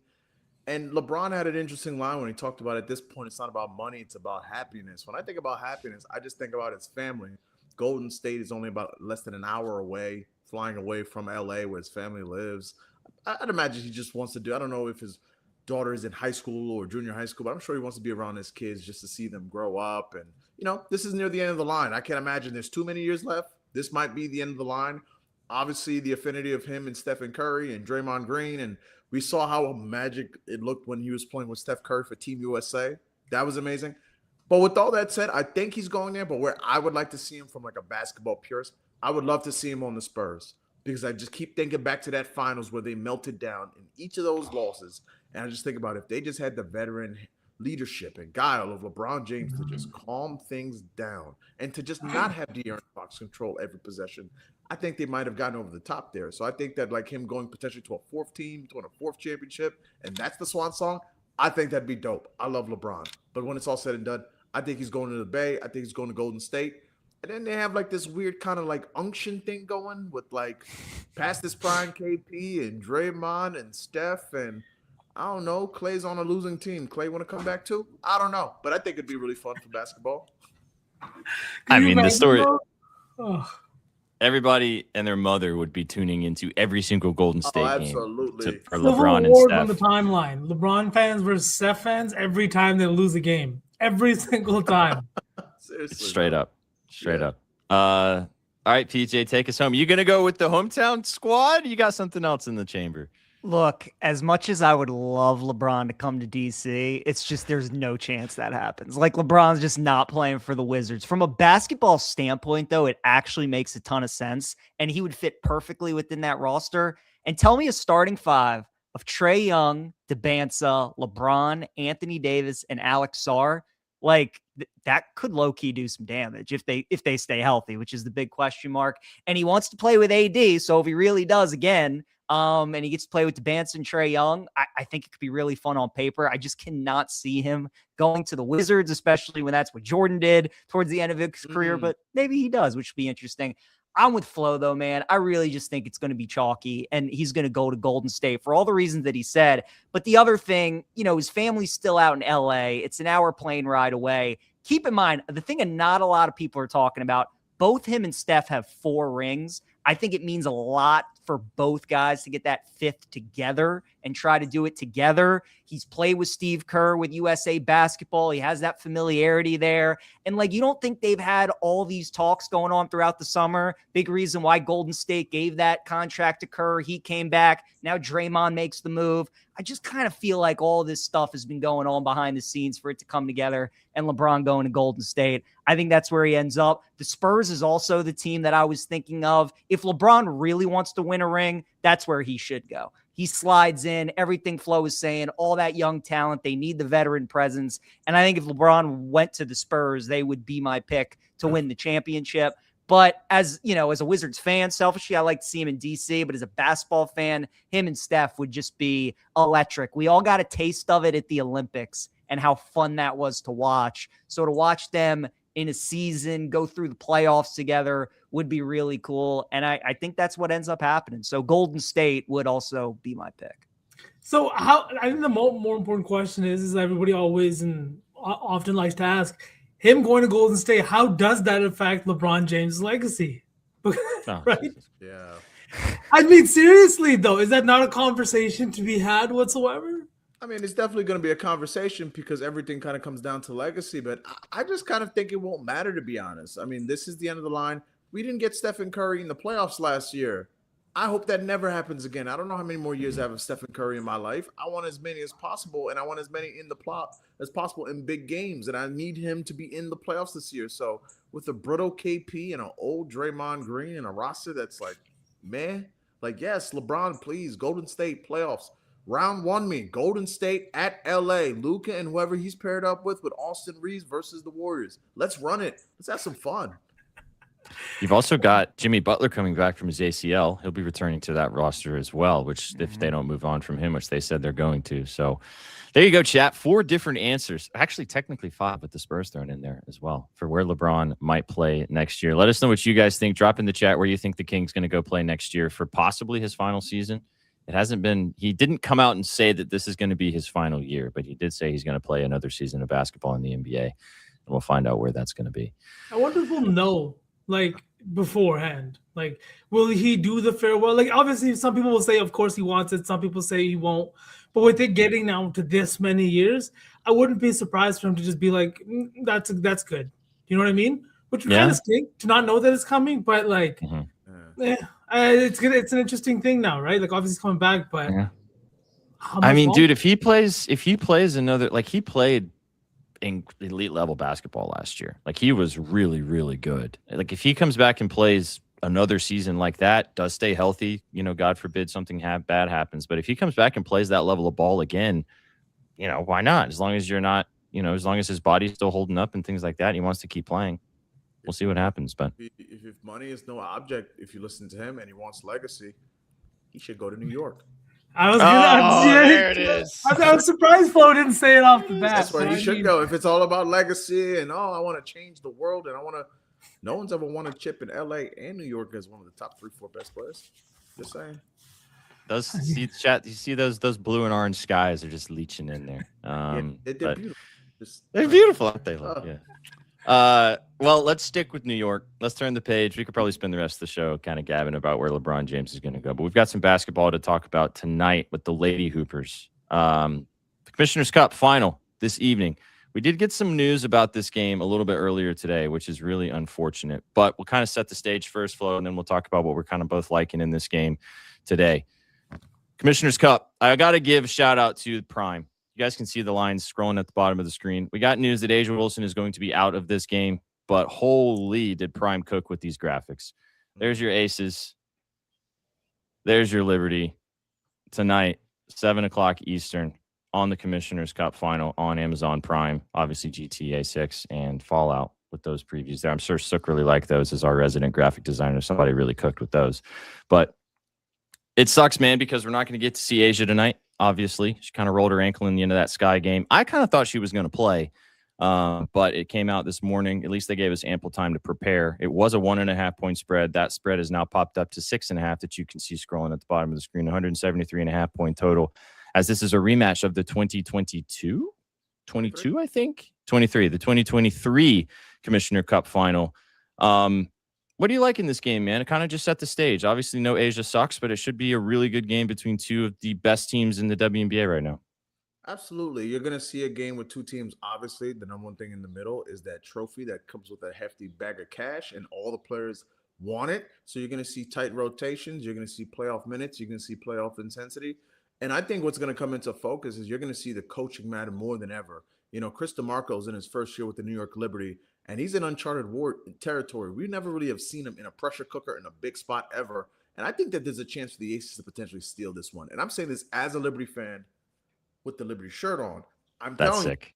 It scares me a little bit because the PTSD of the Aces winning the 23 WNBA finals with, you know, Chelsea Gray out, and everyone assumed they would just go 5 and they'll take 4, lost that at Barclays. Or what about last year's Commissioner's Cup, where, of course, the Minnesota Lynx with, you know, the first or second best player in the league at home against the Fever with no Caitlin Clark, you know, take it to the bank. Well, they lost also. You know, this is the 6th Commissioner's Cup, and the last 4 have been run by the road team. So I think the Aces have so much veteran leadership. It'll be a tough task indeed, but I think there's a spot where they'll be in this game until the end. On the Liberty side, I think they're going to struggle a little bit as far as not having Satu Sabli defensively. Obviously, Asia's not in. That's the big headliner. The Liberty have more talent. They have the better players. But it's just a spot where I just think that the Aces can really keep this one tight and keep it close. And I think you potentially could be seeing once more a championship come to New York in the month of June. The last month, the second one, come into New York. That's probably what will happen, but I like the Aces in this spot to keep it close for sure. Yeah. Like I mentioned, sucks that we're not going to see Asia, but two talented teams, top to bottom, two of the best in the biz right now. From a betting perspective, I know that chat's kind of talking about a couple of different angles. I know you have some kind of interesting looks here. No official, like, straight up props that you have in this game. You got some great value on a couple of MVP sprinkles. I know you like a couple first baskets. And then maybe we can talk about, I know you just said the Aces might get the job done tonight. I've got a few as well. So kick us off. What do you like from a betting perspective in this game? So from the betting perspective, the game starts on the opening tip. So we'll start at the first basket, which is Jonquel should win the tip over Melissa Smith. I like Jonquel and Brianna Stewart. I think that the size of Jonquel Jones in this game is really going to come into focus. I was looking at her assists because between Cheyenne Parker-Tyus and Brianna Turner and Alyssa Smith, that's a lot of, like, defensive. They're missing Asia in that spot. They don't really have the size to stay with Jonquel. But at the opening tip, I like Jonquel and Brianna Stewart. For the game, in the back of my head, because I saw when Asia rolled her ankle, and it looked very scary the second it happened. There was like an audible gasp in that Chicago crowd. She went right to the locker room, taped it up, came back in, finished the game. But in my head, I was like, you know what? She kind of came back and maybe was running off adrenaline. You give it one day, you got to travel to New York, and that thing swells up a little bit. It makes sense what the Aces are doing to play it safe. So I also took 2 threes from Jackie Young, 5 assists from Chelsea Gray. I got it minus 105. It's moved a little bit now. But the big thing is with Jackie Young, I've seen this story so many times against the New York Liberty. You know, I'm a Knicks fan. I'm a New Yorker. Certain players just own certain teams and do certain things. David Ortiz could come off of his couch right now and get 2 hits off the New York Yankees, but I haven't swung a baseball bat in a decade. Jackie Young makes 2 3-pointers against the Liberty. That's what happens. They're top 5 and above the break threes allowed, and I'm using the 5 assists from Chelsea Gray as a dejuicer. Now, other looks in this game, which I'm anticipating, I'm really looking forward to see what is the starting lineup for the Aces, because I think that if you get a player like Cheyenne Parker-Tyus, this is a player who's has started in this league, is a veteran.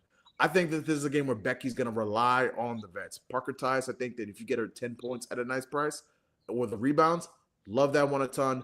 And Maureen Johannes on the 3-pointers, because I think that the size for the Liberty is too much. I think she's going to be open on the wing for 4 or 5 3-point attempts. You just need ball to go in basket. 2 is sitting at something like minus 120. Like, that's crazy to me. So those are the other looks I didn't take, but I'm definitely going to pull like a long shot for tonight. Let's go, man.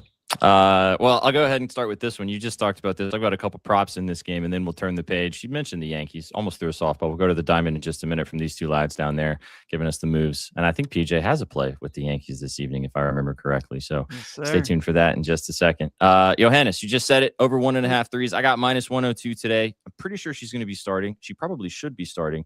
I've loved betting her all season. You and I have kind of smacked her a few times in different ways and in different games.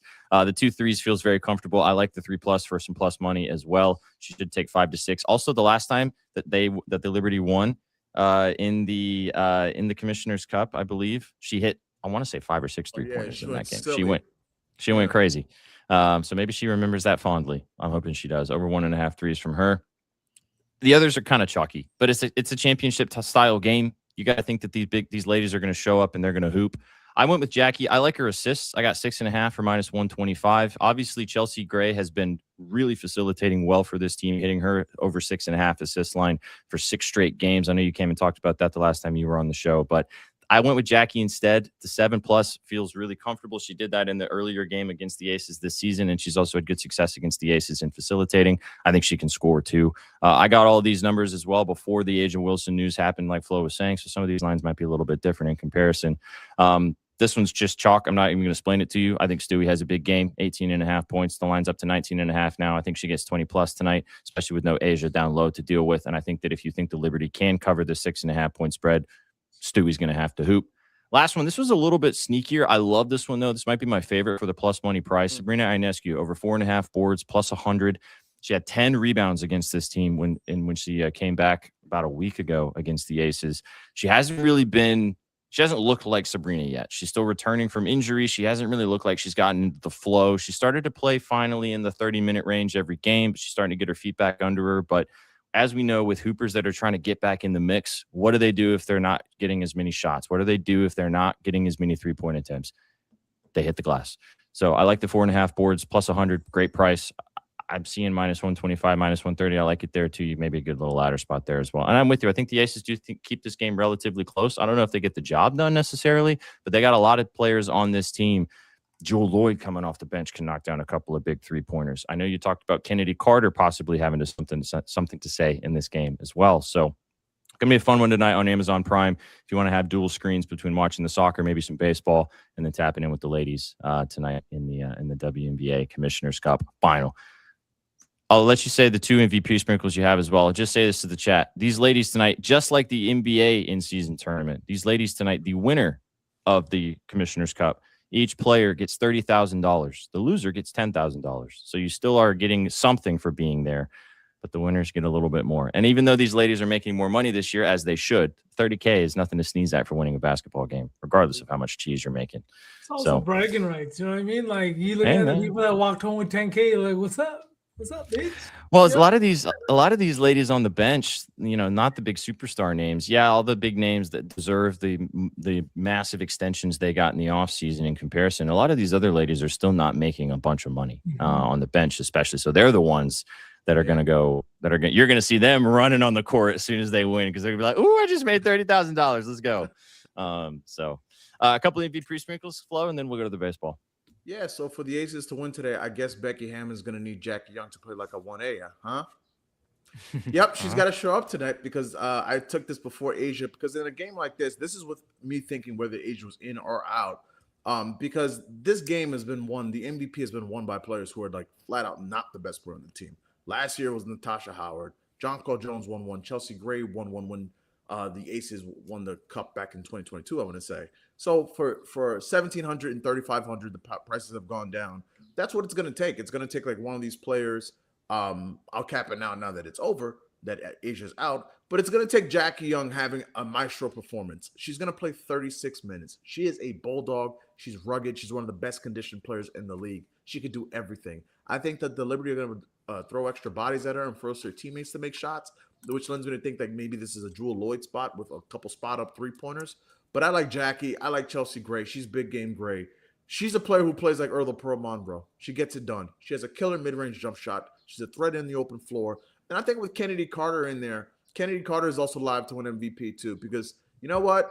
We always talk about sports and why we love sports. This is the perfect redemption arc. Was she officially suspended because she talked mess about AZ Fudd? No, but that's what I think happened. Well, Kennedy, this is your second game back, and you want to make up for that? Well, go wild. Go unleash her. Becky Hammond has had a short rope with her in a lot of games. This is the game where, you know what, let her go loose. The Liberty don't have anyone to stay in front of her. Like the backcourt of Astier and Sabrina Ionescu and Marine Johannes, like no one can stay in front of Kennedy Carter. We all know that. Kennedy Carter is one of the 5 best scoring guards in the league right now. She's on that bench, and a spot to be unleashed is right here where they'll need the offense. She also is someone who plays the role of a villain. What better way to be a villain than to be in the Barclays Center with that crowd sold out, booing you, and the money on the table? I could think of, well, I'm a Liberty fan. I don't want to see it happen, but as a neutral observer, I could think of nothing more poetic for Kennedy Carter to come into this spot and just to flat out dominate. Let's go, dude. Gonna be a great game tonight. Check it out on Amazon Prime. Watch the WNBA this evening. Show us that shirt one more time for the kids. Gotta see that. That's a fresh shirt. That's awesome. I had to dig under my Knicks championship gear to find this one. It was in the corner, you know.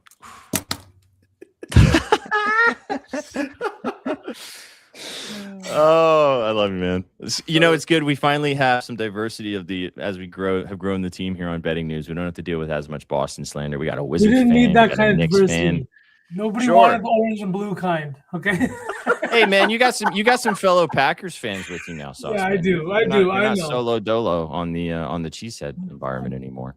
I talk from a place of you know, I don't know, plethora on my side. I'm just a hater through and through. That's it.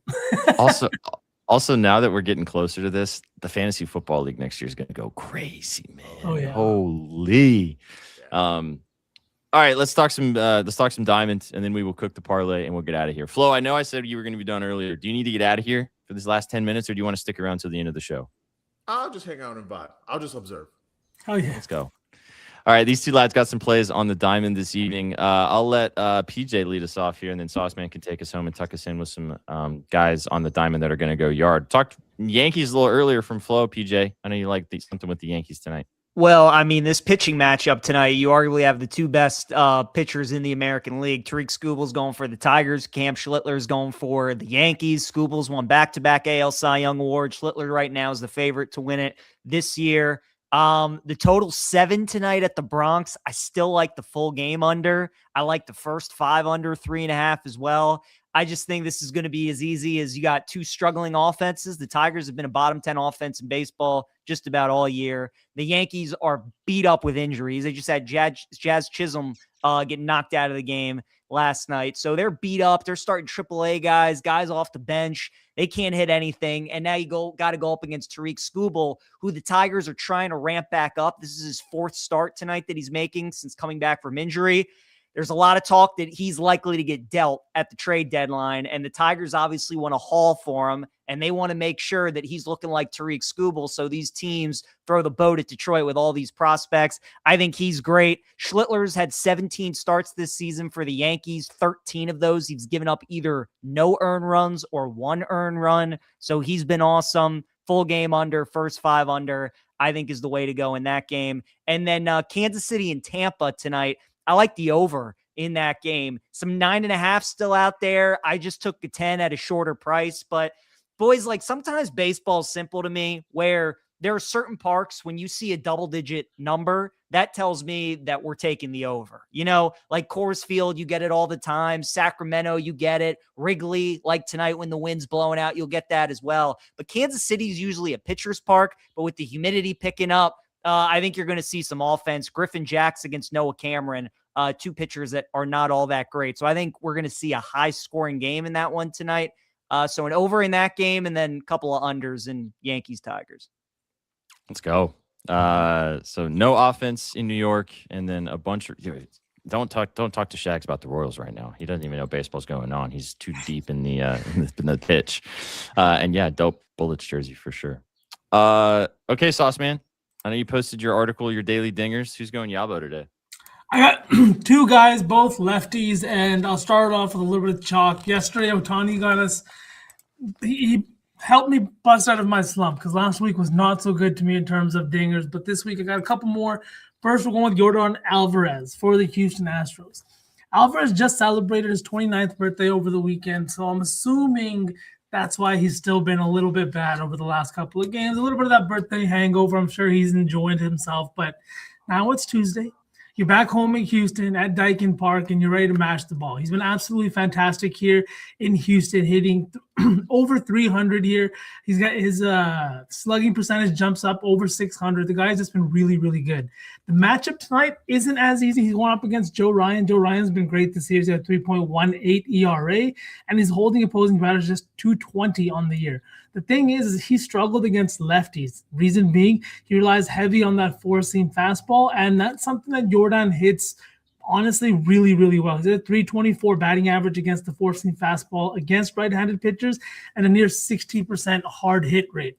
So, yeah, Yordan's been one of the best hitters in the MLB. He is tied for third in home runs. He is number one in WOBA and just been absolutely incredible here in Houston. And then I got one more. We're going with the big boy, one of my favorite big boys to bet across all big leagues, Max Muncy, for a home run. The guy has been honestly really, really good to start this year. He hit 282 in the month of June, but only had 3 home runs, his third home run coming last night. Last night was also the first time that he's played here in Sutter Health Park since the Athletics made the switch. And I just think the 2 hits, wind blowing out, just lined up perfectly. You're getting him again tonight at plus 350 because he is batting close to 6th, 7th in the lineup. He had 2 hits last night. He hit one out of the park, and I just think that this is the perfect spot for him to get one again. He's been great against left-handed pitchers this season, and he's been great on the road. 8 of his 17 home runs have come away from Dodger Stadium. And like PJ said, when there's this is one of those parks where offense comes naturally. Winds are blowing out towards center field around 14 to 15 miles per hour. And like I said, Max Muncy has been absolutely crushing the ball this month, just not out of the park. I think tonight he goes back-to-back and gets another home run against a lefty in Jeffrey Springs. Let's go.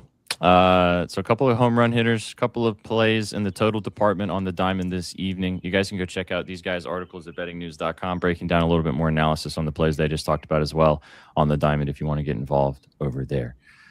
All right, guys, 4 minutes. Let's cook the parlay. Great show today, talking through all the different news happening. We're going to have a lot more stuff that probably drops over the next couple of hours as we get into the NBA free agency officially opening. There's going to be probably some other bangers that happen. Sham's phone's going to be busy. Wendy's going to be busy, so stick around. We'll talk about more of that. B and I will be back with you guys tomorrow on Bespresso. Shags will be live in the morning for the morning spread, breaking down everything that we're going to see in the NBA free agency opening up this evening. Thanks, Beast. Are you being sarcastic or are you being legit? I'm being legit? Okay, fair enough. Okay. Yeah, sure. We went, I think, 55 minutes before we gave out bets, so that was great. Oh, well. I mean, when we do the good, the bad, the ugly, it always is 40 minutes, regardless if I'm here or not. So, you know. So, because we should do 30 minutes easily. 55 minutes later. Hey, it's turned into one of the most important things that we do on this channel. When football comes back, we might just have to spend the entire hour doing it. I mean, yeah. Sure. All right, let's start off with this Mexico-Ecuador game. I know Shags likes Mexico. PJ, what did you say you had in this game? I had the under 2.5. It was juiced though, like minus 150 maybe. I know both BTP and Shags also did like that though. Should we just take Mexico to advance? It's minus 180, but they just got to like. So then, if this game goes to PKs, I would like to do that because I've like Germany. I had their money line. Netherlands. I had their money line and parlays.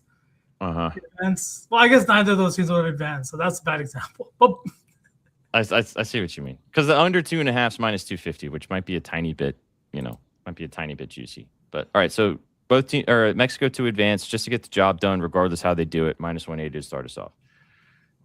Baseball, PJ, what's your favorite of the totals?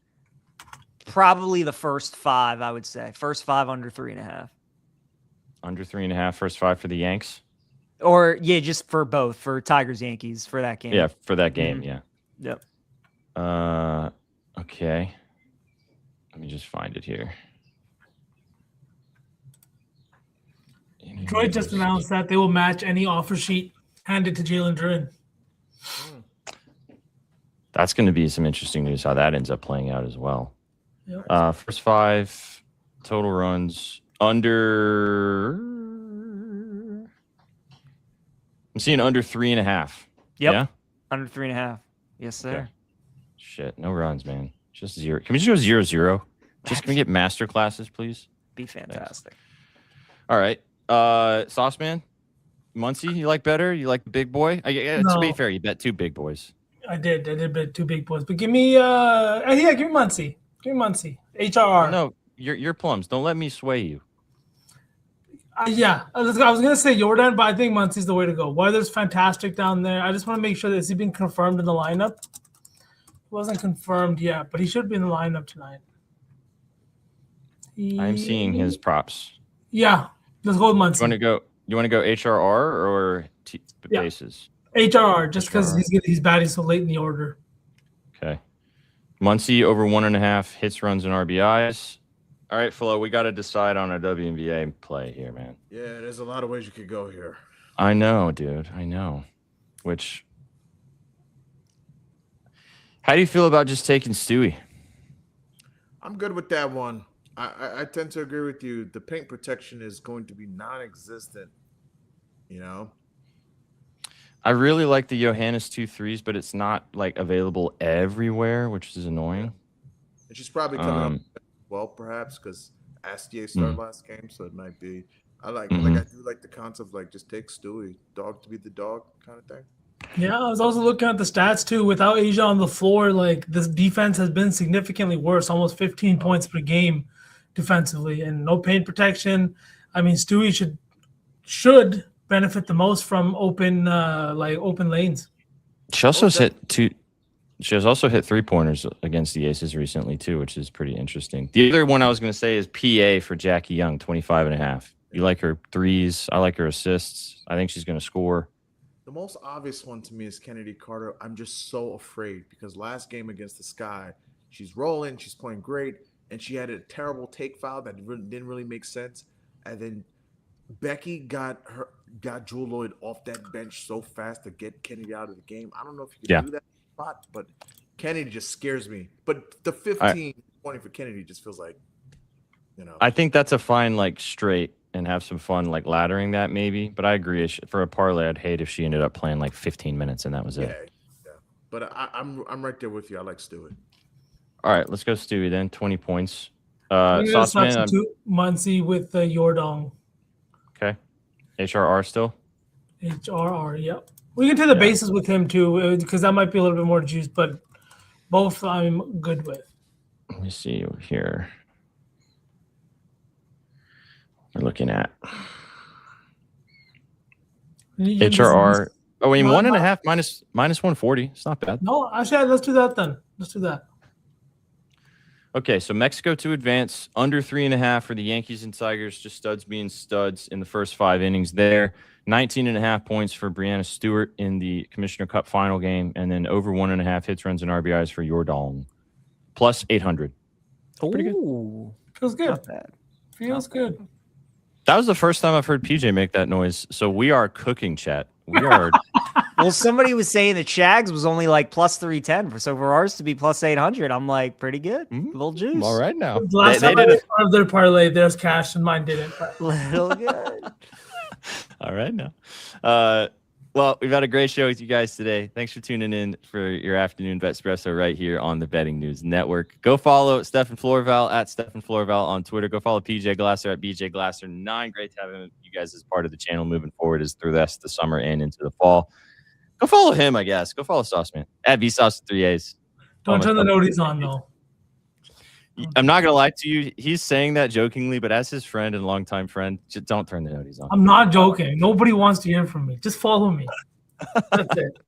No, turn the noties on. Get involved with this content. Big shout out to Brees McNeese down below. We appreciate you guys tuning in right here on YouTube, Twitch, or on X. Give us a follow across all platforms for more sports betting content and all the vibes every single day. Shags will be back with you guys in the morning for the morning spread at 12 o'clock Eastern. Me and myself and a couple special guests will be joining us tomorrow on Wednesday for a hump day edition, as Mr. Kaufman just decided that he didn't want to do shows tomorrow. No, I'm kidding. He's on vacation. So it'll be me and B once again for the vibes. Sending you guys off into the hump day sun. Gentlemen, enjoy your evening. Anybody else got anything to say before we get out of here? Thursday, Dominic Malonga to the moon. Oof. All right, I won't forget that. I'm writing it down right now. Sook just like got bricked up a little bit. He doesn't know why somewhere, and that was why. I hope he's still not in the shower. Dude's probably pruned up. Nothing like taking a shower and getting pruned up. You guys came for the winners and you stayed for the vibes. Have a fantastic rest of your Tuesday night. Enjoy the sports out there that you get after, and we will catch you guys in the morning, bright and early for the morning spread. Take it easy, chat. What you know about rolling down in the deep?